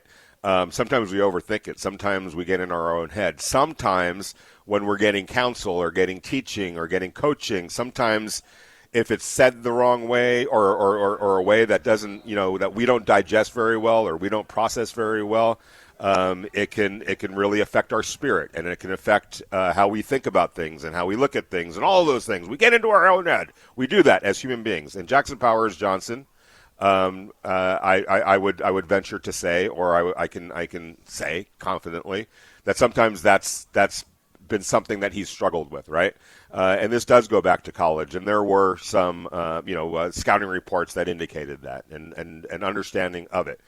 The thing is, the tape is so good, the talent is so good, the strength, the quickness, the athletic ability, the toughness, all of those things are things that are very attractive and jump off at you, and you just feel, whether it's the Raiders or other organizations, all right, the other part we're going to help him with. We're going to get that squared away. He's going to be fine. Because sometimes you overlook things a little bit, or not even sweep them under the rug, just feel like we'll be able to correctly address those. We'll be able to take care of that. That talent is just so good, it's all going to work out. And sometimes it does, and sometimes it doesn't. And right now, I would say that he has struggled with that. He pretty much admitted that when we talked to him, what was that, on Thursday or Friday. And good for him for getting off of social media. Good for him for trying to protect himself from that so that doesn't become a big factor for him. But he still has to do it, and he still has to deal with that on a daily basis. As far as what kind of a season is he going to have, I don't think it's a great sign that 6 practices in, they're rotating Caleb Rogers in to his first team reps. That might not be the best sign of all, but now it's still on him to keep responding. And I don't know. My answer to that is, and I'm not trying to evade it, I don't know, and I don't know that the organization knows as well. So we're going to just have to wait and see. What I do know is, talking with Jackson Powers Johnson last week, he used the term breath of fresh air when it comes to the coaching, when it comes to the teaching, when it comes to guys having his back. He feels like he has that more than ever, and that in and itself is a good start, a good foundation for whatever the season is for JPJ. More on the way here, live from Raiders HQ, Raiders Training Camp, hour number 3 on the Morning Tailgate. Fitz Sapienza, Vinny Bonsignor, and Clay Baker on Raider Nation Radio 920. It's hour number 3 here on the Morning Tailgate, Raider Nation Radio 920. Coming to you live from Raiders HQ, Raiders Training Camp. About 45 minutes left or so left here in Monday's practice, back in teams drills. And the Raiders just wrapped up a bit of competitive period with a little 11-on-11. Got to say, Kirk Chains motivated today. Slinging it around. He is having one of his better days at training camp, no doubt, and he is letting the defense hear it. Bit of an up and down period there for Fernando Mendoza. But again, as we heard from quarterbacks coach Mike Sullivan, as expected from a rookie, whether you're a number 1 overall pick or not, I will say Malik Benson had an unbelievable torque, rotation of the body, diving catch that fired up the offense. So real spirited battle here between the offense and defense here at Raiders HQ, which, again, we are just one more practice after this one away from the first preseason game. It takes place at Allegiant Stadium against the Arizona Cardinals. And, again, a lot of information to be had in terms of, as we're looking at teams drills as we speak right now, who can rise to the top when it comes to the teams and Joe DeCamillis, and who can serve those roles here today. Malik Benson seemingly everywhere on the field when it comes to the special teams portion as well as the offensive side of the ball. Yeah, Malik, every time I watched him, I just honestly, that is Nelson Aguilar right there, man. Aguilar, he is the arm length, the height, the way he runs his routes, catches everything. It's just, and Nelson wasn't, when you look at Nelson's career, it was a good, solid career. He wasn't a superstar or anything like that, but he played on some really good football teams, and I want to say he was on a Super Bowl championship team with the Eagles. So a guy that blended just very quickly really for those well. who haven't heard, Vinny, you compared, or you heard from inside the building, that Malik Benson was a Nelson Aguilar.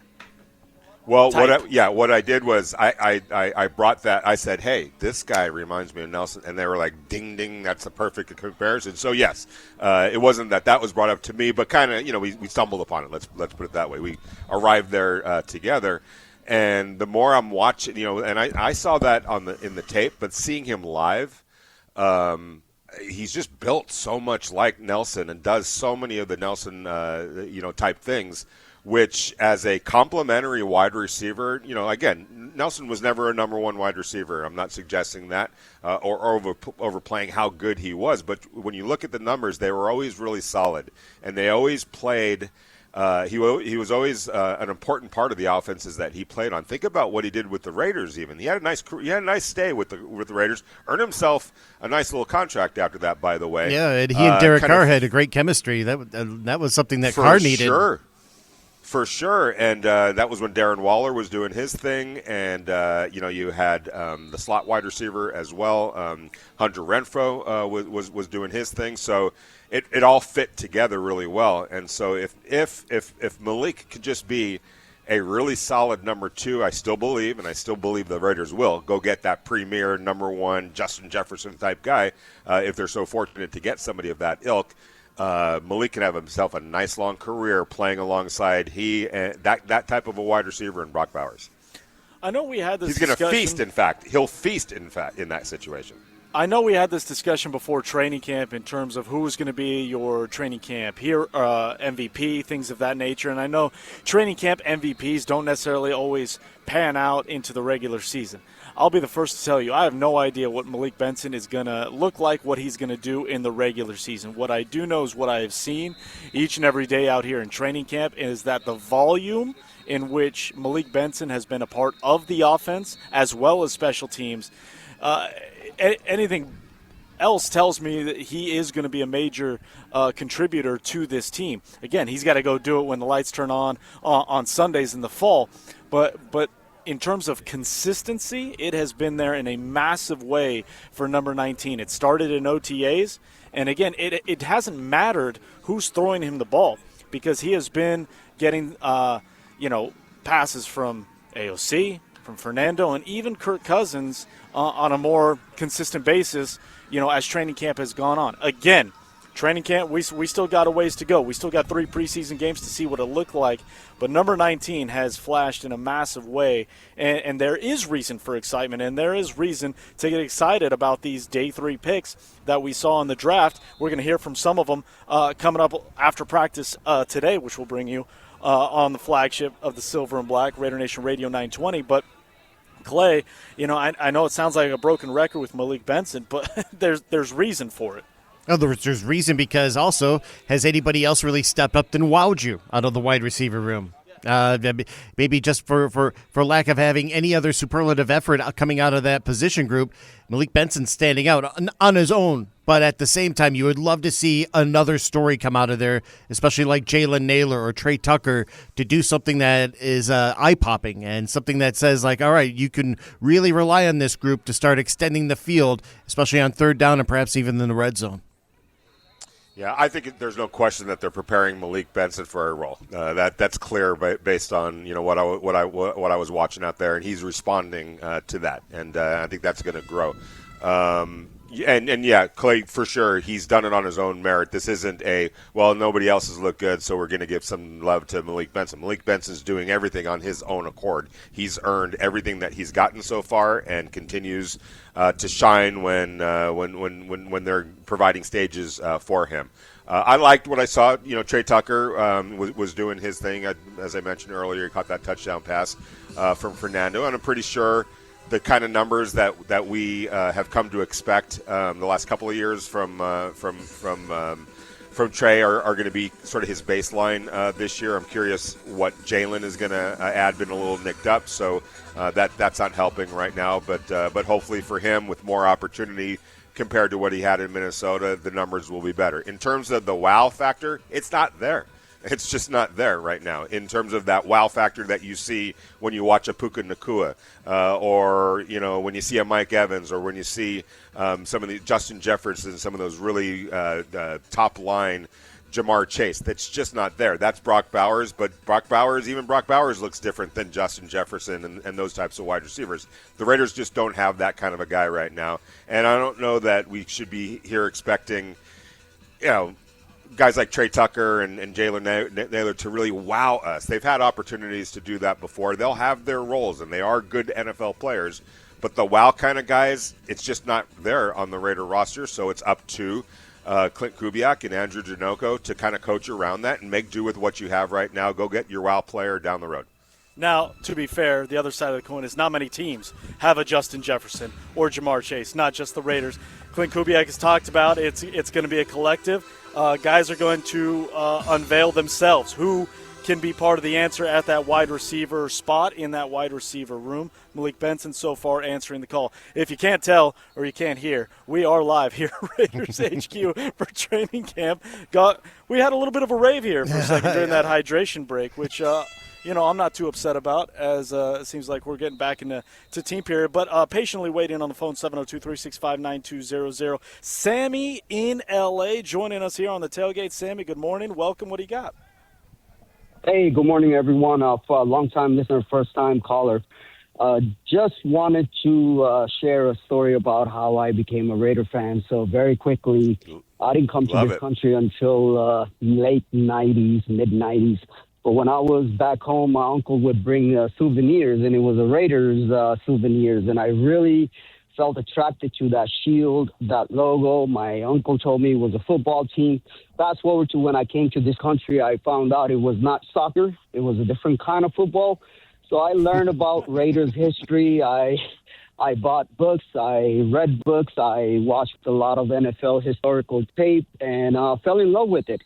And since then, I've been a Raiders fan. Coming back to training camp, I've been following up on it every season. And I want to say one thing. This is the only year since when I was really excited back in 2001 that I feel like we really added to offense, linebackers, cornerbacks, defense, offense, and feel really excited about it. Genuinely feel a little bit different. I mean, as Raiders fans, we've been excited every year and then been disappointed, but this year is a little bit different. I'm really interested to see what our linebackers and cornerbacks are going to do because I'm very excited about that group. We've never really had it since Nnamdi Asomugha. I think the last one that was really good. And as much as I love Derek Carr, I think this is the first time we have a franchise quarterback, so genuinely excited to see what's going to happen. And I've been following up, long-time listener, first-time caller. And the last thing, I want to give a shout-out to my boys, Rehan Rahim and my newborn, Kareem. I've raised them right. They're all Raiders fans, and my newborn will be a Raider fan too. So really, really excited. So that's all I have. That a baby, Sammy from L.A. Hey, first-time caller. Don't make it your last. Really appreciate you. The beauty of the Raiders, the beauty of this organization is, doesn't matter where you're from. You're always part of the nation. Whether you do your homework late, whether you were born into it, doesn't matter. You are part of the nation once you are a part of it. So good on you, Sammy. Yeah, thanks, Sammy. Thanks for the call. Thanks for listening. Course. Thanks for being part of the conversation. Great stuff there. And, and you heard him. He's raising the next generation of Raider Nation as well. What if you grew up in India and you start to see like symbols and images of the shield, and that's not like what you're noticing around you in your normal culture? Like they stand out and they become like, something that kind of motivates you, inspires you to when you emigrate to America. Now this is what you want to be a part of. You love the identity of it as just an image alone, and then you ingratiate yourself into Raider Nation. That's cool. Yeah. Fans are born, bred, pulled, lured every single day of the week, 24/7. And you just don't know. I mean, you have no control over it, really. It just happens, and the next thing you know, you're a fan of that team for whatever reason, and all sorts of different reasons. And it really is pretty fascinating. And congratulations on all the new family members and the family members to come and the family members that just arrived. So that's awesome. And again, I know we've talked a lot about the different feeling this offseason, and it feels like we've probably said that every year because, quite honestly, we have. But when you have coaching changes every year, it's going to be a little different, right? Yeah, I was just about to go. That's exactly what I was going to say. Like that's what you get, and there is a reason for the difference of feeling. But to me, I don't use it as feels different. The way I've been categorizing it is there is a true sense of optimism. There's a true sense of optimism because they have lived and acted as they say they are going to from January. Clear vision. Everything they have done has aligned with what that statement said back in January, right after last season. And so that's why it feels like those building blocks and those steps are properly being made here with the Raiders. Yeah, and it's not just a mindset, even though mindset, we all agree, Vince and Clay, that's extremely important. There's talent on the football team, right? And, seeing Tonka Hemingway and hearing people talk about him in the building, like, keep an eye on Tonka, man. Tonka's really, if I had a nickel, I guess now it would be $1, right? Nickels don't get you very far in today's economy. But if I had $1 for every time I heard his name throughout all these months about, man, Tonka's really setting himself up. Tonka, and it's what you want to hear, especially for a guy going into year two, and then to see it and to watch him split in double teams. He carried a double team into the backfield to really, it would have been I don't remember if it was a sack or it would have been a stopped run in the backfield, but he did that by himself, dragging two guys into the backfield with him, and did it with a great lean and just great leverage and being able to split it and get through it. They lined him up on the outside. He was making plays behind the line of scrimmage. He was making plays at the line of scrimmage, rushing the passer. So I'm not sitting here and saying he's going to be an all-pro player or anything like that. But you need to start hitting on these guys, and whether it's depth pieces, whether it's frontline guys, but productive football players. And you look across the board, and you're starting to see that Ashton Genty, Brock Bowers, Fernando Mendoza, Malik Benson, Traden Stukes, Jamon McCoy. I really liked what I saw from Jamon McCoy. Massis, of course. And you can kind of go on and on. Nakobe Dean, Quay Walker. I saw Quay Walker making plays while I was there. So it's not just how different it feels. It also looks different from a talent standpoint. And I got to say this too, because I saw a lot of inside runs by Ashton, and man, he was moving. I can't tell you what a big difference I truly believe that Linderbaum is going to make in the interior of the offensive line. And a lot of that I saw was run to the left side with Spencer Burford and Tyler kind of teaming up, and Spencer and Colton teaming up on combo blocks and things of that nature. And sometimes either one of those guys were taking care of that guy one-on-one. But there was a lot of success running to that side of the line of scrimmage, and man, I think Linderbaum is going to make a huge difference. And I think Spencer, for whatever anyone wants to say or criticize, I think is in a perfect situation alongside Colton and alongside Tyler Linderbaum to really be a nice piece along this offensive line. Well, Spencer Burford talked about how he didn't want to say he felt like he had a leg up on the rest of the guys, but he had experience with Clint Kubiak and the type of offense and the scheme and what they're trying to accomplish. So he felt like when he did his homework coming here, he was in a really good spot to, utilize what he's really good at, being athletic and getting to that second level, specifically on combo blocks, with whether it be the center or the tackle. So it feels like it's a really good fit for him. He's been basically a pillar in between those two guys and has not moved from that spot. So that's, again, a really good sign. And a guy that signed a week after that record deal, Tyler Linderbaum, signed 3 years, $81 million. And Vince, that goes both ways, doesn't it? Number one, good on him and his agent, for maybe not just looking at this from a money perspective. It sounded like the money was going to be the money in his situation. Correct. So if the money is going to be the money, you want to go somewhere where you feel like I'm going to fit in, and scheme matters. It absolutely matters. I had somebody, it was an NFL general manager, say, hey, look, Tyler Linderbaum might not work in every scheme, but in that scheme, he's the perfect fit with the Raiders and what Clint Kubiak does. So that is the perfect marriage. And for Spencer, seeking out a situation that worked for what his skill set is. But even beyond that, which I think is very important, and we talked about this, I believe it was on Friday, Vince, you're not going to defer a little bit to Rick Dennison and Clint Kubiak, who reached out to him that wanted Spencer Burford on their team, on their offensive line. We're going to sit here and criticize and just think about what he did with the San Francisco 49ers, or really what we were told he did with the San Francisco 49ers, because there's not a lot of Raider fans, I'm sorry, that spent a whole lot of time religiously watching Spencer Burford. I will reject that and push back on that forever. All right, so basically you're going by reports and things like that. So, okay, if that's what you want to side with, that's fine. I think I would be more prone to side with guys like Rick Dennison and Clint Kubiak on that kind of a decision, even if it's just going to be in a 1 year situation.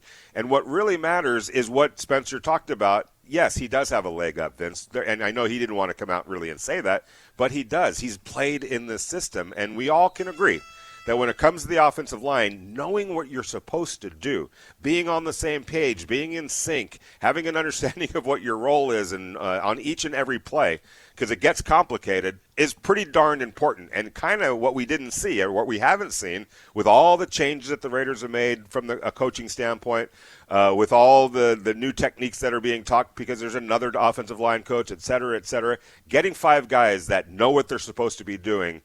I'm not going to sit here and say it's half the battle, but it's pretty a big part of the battle, Vince. Yeah, without question. And I'm doing a story for TV that's going to air, ahead of the Raiders preseason opener about the offensive line and the impact of Rick Dennison. And this is a guy that coached through 3 different franchises and multiple stints over 2 decades with Gary Kubiak, right?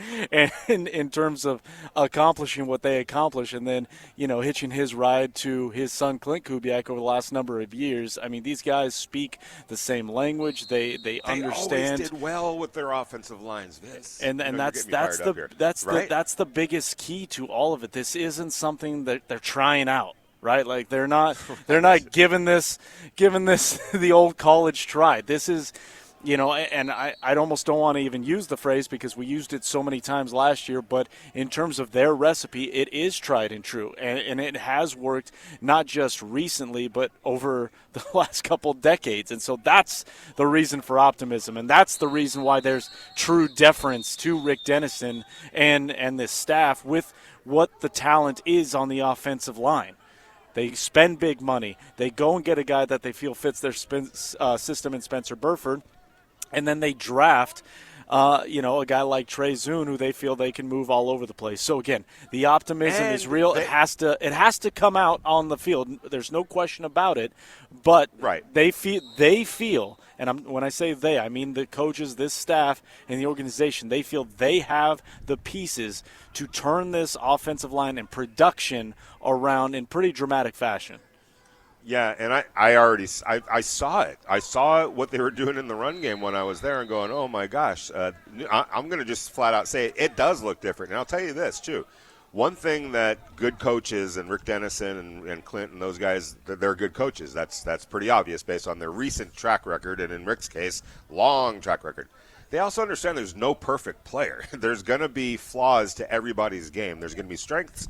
There's going to be some weaknesses. There's going to be some things that they could do at a really high level and some things that we would be irresponsible even asking them to do that. And coaches that understand that know that, hey, I have to figure out a way to make this work with everybody's skill set and everybody's flaw. Just as important knowing the flaws as it is the strengths, and being able to come up with something, a plan that can work for each of those individuals based on what they do and what they can't do, and not expect them to do things that they can't do, and be aware of what they can't do, and not Pollyanna shit or try to pretend like it doesn't exist, but have a healthy outlook about it, and then figure out how to make it all work with all the strengths and with all the flaws. And I think that's a brilliant part of their repertoire of what they do and why they've always been successful, because, Vince, there are no perfect players in this world. There just aren't. There's people that do things at a really high level, and even those guys, there are things that they can't necessarily do. And you got to figure that out and understand it and appreciate it and honor it, and then go figure out how you make it all work with what you have to work with. 702-365-9200. We'll get you more of your thoughts. We'll open up the phone lines one more time here on the Morning Tailgate, live from Raiders HQ. Raiders training camp as Kirk Cousins continues to have himself a day. More sights, sounds from Raiders training camp here on the Morning Tailgate, Raider Nation Radio 920. Right, he's going through his reads now. He's getting the ball out quick. And, I mean, just today in that 2-minute, he's kind of getting the guys going, letting them know, like, we got to make these plays right here. And obviously he backed it up, and, we won the 2-minute today in practice. So you love to see that, from a young quarterback. Is he vocal? Like, has he been, like, asserting himself as being one of the leaders on the team? Yeah, I believe so. And also, obviously, as a young guy, it's also the work you put in, being that example so that you can, in those times, speak up when you need to. So I really feel that presence from him. That is one Raiders running back, Ashton Genty, talking about one Fernando Mendoza on the NFL Network this past weekend. And, I love obviously what he had to say about Mendoza, the progress there being made. But the other part that just made me laugh, he's like, yeah, so we won the 2-minute, so we won the day, so that was good. Scoreboard. You don't think these guys are competitive even on a Saturday here in August? Just slipping in that comment. Yeah, just letting everybody know. Right? Like, just letting everybody know, and I love that. Talking about winning the day, Kirk Cousins is having a hell of a day. He is really having a good day here for the Silver and Black. Is that a wrap? Is that a wrap on practice? I think so. They're supposed to go till 45. Looks like they are wrapping up. Looks like a good bit of work done today, Vinny. Practice wrapping up 15 minutes early. Tough end of the day for one Fernando Mendoza, getting picked off by Greedy Vance in the team drill. But Kirk Cousins and the ones had a very, very good day, and I would garner to say maybe the best day of his training camp was Kirk Cousins. So definitely motivated. Tough way to end for Fernando Mendoza, but it's all part of the process, right? You can't have progress without the process, and it was another example of it today. Yeah, and sometimes practices end early because you get kicked off the field because the coach is fed up. Doesn't sound like that's going to be the case today. That was not like the case they're getting today. rewarded. Yeah, rewarded, and we've all been there, and we've all seen it, so no big deal. Those could be some pretty funny. I saw Pat Riley kick the Lakers off the court in the middle of a practice of a playoff game. So it happens, and these guys have high standards, and a lot of times they're sending all kinds of messages too. So there's that as well. This was a good day for the Raiders, a great day for Kirk, and not surprised at all by that. Again, everyone wants to say, "Oh, this was orchestrated. Oh, he was probably told. Oh, it's all part of a big plan." He wasn't happy on Saturday, and guys like that aren't when you take away their reps. He wants to get ready for the season. He has plans to be the starting quarterback from start to finish. He doesn't care about Fernando Mendoza in terms of him parked on the bench and what that might mean to his development. I mean, he's here to play. That's what he was signed to do. That's how he is wired. And why not? He probably still wants to play more football even beyond this year. So, not that he doesn't like Fernando. I'm not suggesting that or anything like that, but he's a professional. He wants to be the quarterback. And getting those reps taken away from him on Saturday didn't sit well with him. And now, today, he came out and he responded. And as a coach, that's what you want to see. Luke Steckel, tight ends coach, and Travis Smith, D-line coach for the Raiders, are set to meet with the media now that practice is done here in just a matter of minutes. If and when they do, we'll bring that to you live right here on the Morning Tailgate, Raider Nation Radio 920. Zeke Masses, Jermon McCoy, and Trey Zunes. So a trio of rookies also set to step to the podium at some point this morning. No doubt we'll bring that to you right here on the flagship for the Silver and Black. Let's get to a couple text messages. Let's see. Raider Sean says, Vince, I think you're right in saying that what happened Friday could change games. You think a holding penalty is backbreaking? How about a 15-yard penalty? That's backbreaking. That's an automatic first, 15 yards. That could be the difference between a punt, a field goal, or even a team leaning toward going for it on fourth down because they're closer in field advantage to score. I'm glad Clint got into them because Maxx himself has had some dumb penalties resulting in 15-yarders, and those are truly backbreaking. They got to stop. God bless. Go Raiders. OA Raider from Colorado Springs says, guys, I agree with you 100%. What an excellent observation of a negative incident turning positive by our rookie coach, Clint Kubiak, and Kirk Change. You talk about turning lemons into lemonade. Wow, Kirk Cousins showing the team, don't let the smiles fool you. Don't confuse kindness for weakness. Mm-hmm. Holding everyone accountable, no favoritism. He said everyone is competing for a job, Kubiak that is. This is proof. Sitting down with and holding Maxx Crosby and Kirk Cousins from practice. This reminds me of when Jimmy Johnson criticized Emmitt Smith during team meetings after he had a fantastic game. Bet you all know the rest of that story. Go Raiders. Discipline and self-control. It's a good time to learn it right now. Really great stuff there. While we wait for the assistant coaches to speak to the podium, I do want to finish up that last bit of sound from quarterback coach Mike Sullivan talking about one Fernando Mendoza and some of the intricacies towards his development and how rare his process has been compared to what he's seen in the past. In what area have you seen the most improvement in Fernando since getting here? If I had to pick one area, I think it's just an overall comfort and confidence and command in the operation. You go back to, in general, in college, there not very many teams huddle. There's not a lot of cadence operation at the line of scrimmage. A lot of things are kind of called into the headset. And, the visual and verbal communication that he's made, certainly the ability to play under center and take snaps from under center, those are things that we've seen him improve upon, and he's going to continue to work on, and we want to still get him to be even better, but real pleased with where that's at right now. How important is it to have a guy like Fernando and Malik, both rookies coming in, develop their chemistry together as they're both learning the offense? Yeah, Malik has done a great job. We're happy he's here. I know Fernando's happy he's here. And I think when you have all of the young guys that come together, there's a benefit, obviously, to that, just to learning the subtle nuances and the body language. And if that can help the anticipation, then we're able to get that ball out and have that timing that we talked about, which everybody likes, right? Certainly the O-line coach likes, and not taking sacks or making bad decisions. So that's definitely a benefit for us. What are you going to look to for Fernando in the preseason once that starts rolling next week? I think it'd be just seeing if he can continue to build and grow and develop, and some of the issues that we identify in the various parts of his game that he's needed to improve upon. Can he take that next step? Can he continue to advance and play with that level of confidence and conviction and play fast and execute? And so it's really just taking, you want to have a progression. Certainly we'd hope however the outcome transpires on Thursday, it ends up being better the next time and then the next time. And it's a never-ending process. We're constantly going to be trying to reach perfection. Even though it might not be attainable, we're going to do our damnedest to try to reach it. We've seen days where he's up and down, but he finishes practice really well. What does that tell you, how he handles adversity? Well, we talk a lot about, when we have our 2-minute drills, how critical those are. That's a common sense, Captain Obvious statement. But, a quarterback or any player for that matter may have had some mistakes along the way, and yet they've done enough to be in a 2-minute drive to win the game. It could have been something where a quarterback or a player was playing tremendous football, and they still have to produce at the end of the game. That's really, not all plays, not all situations are weighted the same. And certainly, in your 2-minute drives, you're going to have red zone, you're going to have third down. It's one-dimensional. You're battling the clock. There's all the pressure. Plus, you add the fatigue component. Can be kind of warm out here, and so they're feeling it. And it really puts that pressure on to perform.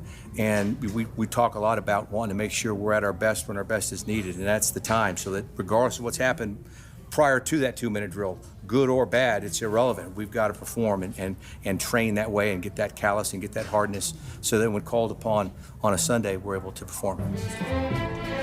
So that was Raiders assistant quarterbacks coach Mike Sullivan over the weekend. Now stepping to the podium is Raiders tight end coach Luke Steckel. Really emerging as a passing threat. Am I seeing him right?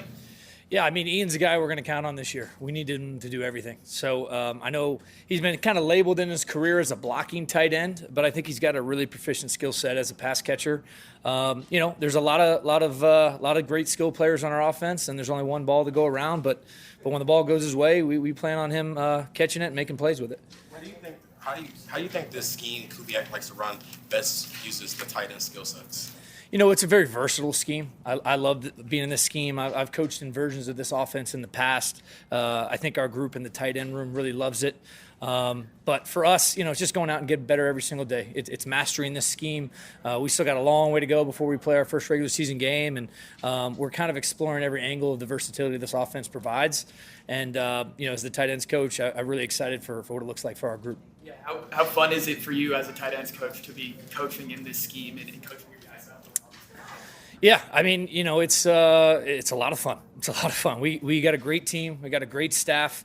We're building that chemistry within the offense and as a team as a whole. And, whether we ask the tight ends to catch 20 balls a game or catch 0 and block their tails off in the run game, that's what we're going to do. We got a team-first approach, and whatever the game plan tells us to do that week, that's what we're going to do. And it's all about finding a way to win and doing what's best for the team. Brock and Michael Mayer have such seems complementary skill sets. How much do they make each other better, and what kind of extra difficulties is it for defenses? Yeah, it's a great tandem to have on the field, right? Two great players. I use this word a lot, but they're both versatile. I don't think Mike gets enough credit as a receiver, and I don't think Brock gets enough credit as a blocker. So we can really move them around in a lot of different ways and attack defenses in different ways. We're going to see multiple defenses to them because when we go out there in 12 personnel or 13 for that matter, and we got Brock and Mike and Ian and whoever it might be, Alberto out there. They all got to play off each other, and those relationships start off the field, and hopefully they translate when we get on the grass. What have you seen from Michael in particular? I mean, he looks like he's in a really good place outside of busting his nose, but he still is back out here. Yeah, he's not the prettiest looking guy anymore, but he's had a great camp. Can't say enough good things about Michael Mayer. So blessed I've had an opportunity to coach him for 3 years now. Just an unbelievable football player, unbelievable person. And, I think he's had the best training camp I've seen him have in my short time with him.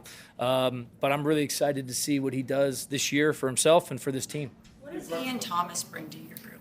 Yeah, just, kind of a Swiss Army knife for us. He's going to have to play a big role in the run game and pass protection, and he's going to have to be a viable receiver for us. He's done a lot of that out here, caught a lot of balls throughout camp. So, like I keep telling, when the ball comes his way, we got to catch it and we got to make plays with it.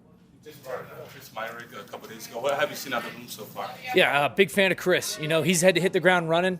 He came in, when the majority of our installs had already been put in, and that's obviously a tough situation for any player, but he's a veteran. He's been in this league. He's been on a few teams and played in a lot of different offenses, and he's been like a sponge ever since he got here. So really admire the effort he's put in to learn this offense, and excited to see what he does on Thursday night.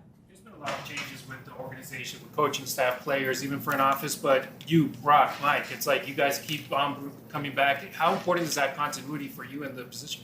It's a blessing. It's a blessing. Coaches are just a reflection of our players. So when your players play well, you might have an opportunity to hang on. I've been so blessed to be a part of this franchise for 3 years. This is a special place. I've been able to work for 4 different teams in this league, and there's just something different about wearing the silver and black. We're building something special. There's a foundation here. There's a history. There's a legacy, and I'm excited to see what this chapter of that legacy looks like. I'm so grateful to be a part of it. What is it that makes it feel different? It's every year. Every year is going to feel different. And obviously, when there's change at the top, there's going to be different things in the way we do things, starting from the schedule to the offensive scheme, defensive scheme. But everyone around the league is optimistic at this point, and we're no different. We got a high standard and high expectations for our group, and it's all about the team. It's all about the team. We're trying to get better every single day, whatever that means for me, whatever that means for our tight ends, whatever that means for every player and coach in the locker room. This is a team-first approach, and that's the culture Coach Kubiak has set, and I think everyone's falling in line pretty quickly. With that being said, it seems like Coach Kubiak's not a first-year head coach. It seems like everything he's doing, it looks like it has a purpose to it. Yeah, in my opinion, he's been qualified for this job for a long time now. You'd fool me by telling me he's a first-year head coach. I know myself personally, I've already learned a tremendous amount for him.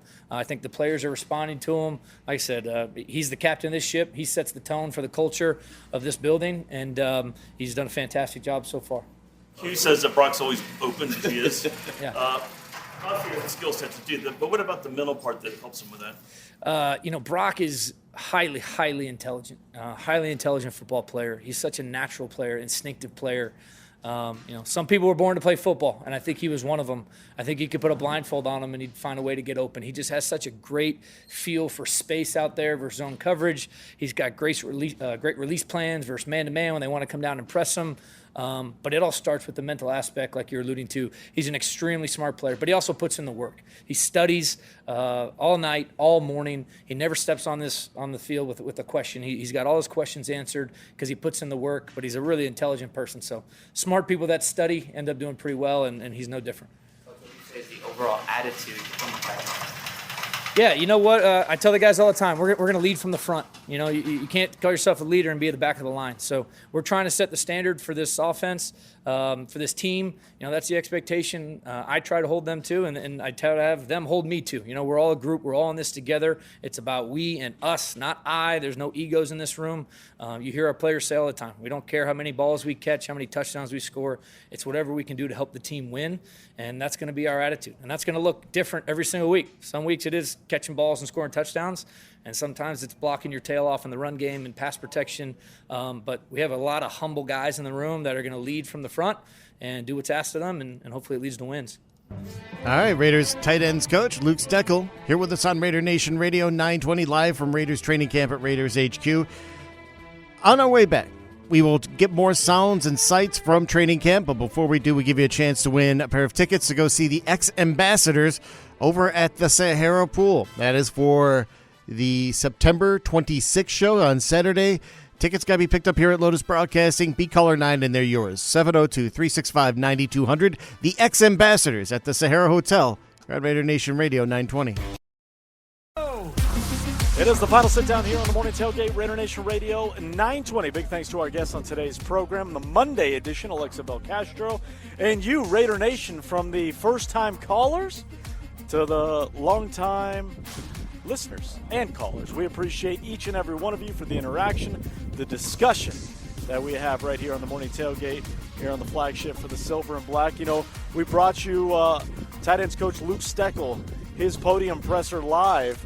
And the biggest takeaway was what our boy Q had to ask, which no doubt you'll hear again on Unnecessary Roughness from 2 to 5 today, is when asked, you know, why is it different? You know, we hear it all the time. What makes this different? He talked about Clint Kubiak and how he's been destined this job for years, and it would have fooled him if you would have told him that he was a first-year head coach.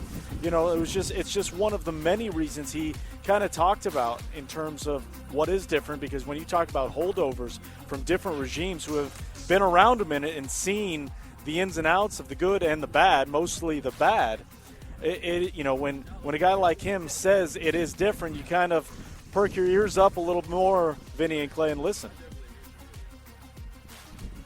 Well, he would know what it looks like. If it's going to go right, he knows what it looks like. When it's bad, he also knows that. But at this time, it looks as though that he kind of has that same feature of like, hey, I'm, you know, my voice and my production with the guys I have in my position group at tight end, they're getting used a lot. They're getting relied on a lot. And I think he kind of likes it, having that added responsibility, because the duties are there for at least 4 tight ends to be showing out in this time of the year. Yeah, and he talked about. I like the there were. Oh, sorry about that. No, there was on a touchdown run by Ashton. There was a great block by the tight end, and also Jack Bash had. Yes, Ian threw a great block. He was lined up pretty much in the slot.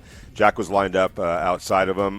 They got the ball to Ashton in a way that I'm not going to describe because I don't want to break any rules or anything like that.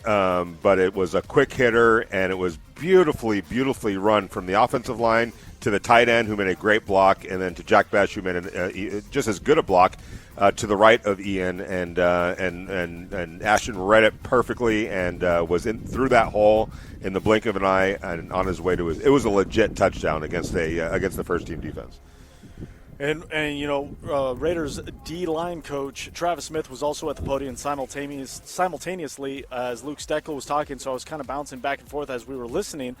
And, you know, everybody talks about standouts in camp, especially on defense. Tonka Hemingway has been the name that has really jumped out, right? Like we talked about it last week. He has, in my opinion, without question, carved out a massive starting role for himself along this Raiders defensive front. But I do also have to say the other name that quickly follows Tonka Hemingway in terms of defensive standouts is Kyan Sloan. And Travis Smith was raving about him just moments ago, talking about what number 48 has done so far on the field, an undrafted guy that low-key might be a guy that we might be seeing during the regular season. Yeah, another one on that list of consistently, I mean, like right there, the third name listed every single time. Kion Sloan, and we were calling him Sion Sloan, but he's got a little Irish in him. So it's the C is hard, Kion Sloan, and he's that dude's a guy a player to watch, and probably sooner rather than later. Raiders are back at it tomorrow at Allegiant Stadium. That is an open practice at the home of the Raiders. Tickets just $5. All proceeds go to the Raiders Foundation. Free parking, concessions will be open, and the Raiders Image Store will also be open to get that silver and black swag. We will be there, Raider Nation Radio 920, of course, covering all the ins and outs from practice tomorrow night. Hope to see you there. But until then, make sure you stay with the flagship for the silver and black. JT the Brick from 12 to 2, Unnecessary Roughness with Q Myers from 2 to 5 today. Zeke Masses and Jermod McCoy still set to meet with at the podium. We'll bring that to you when it is available. For Vinny Bonsignore and Clay Baker, I'm Vince Sapienza. We'll talk to you tomorrow.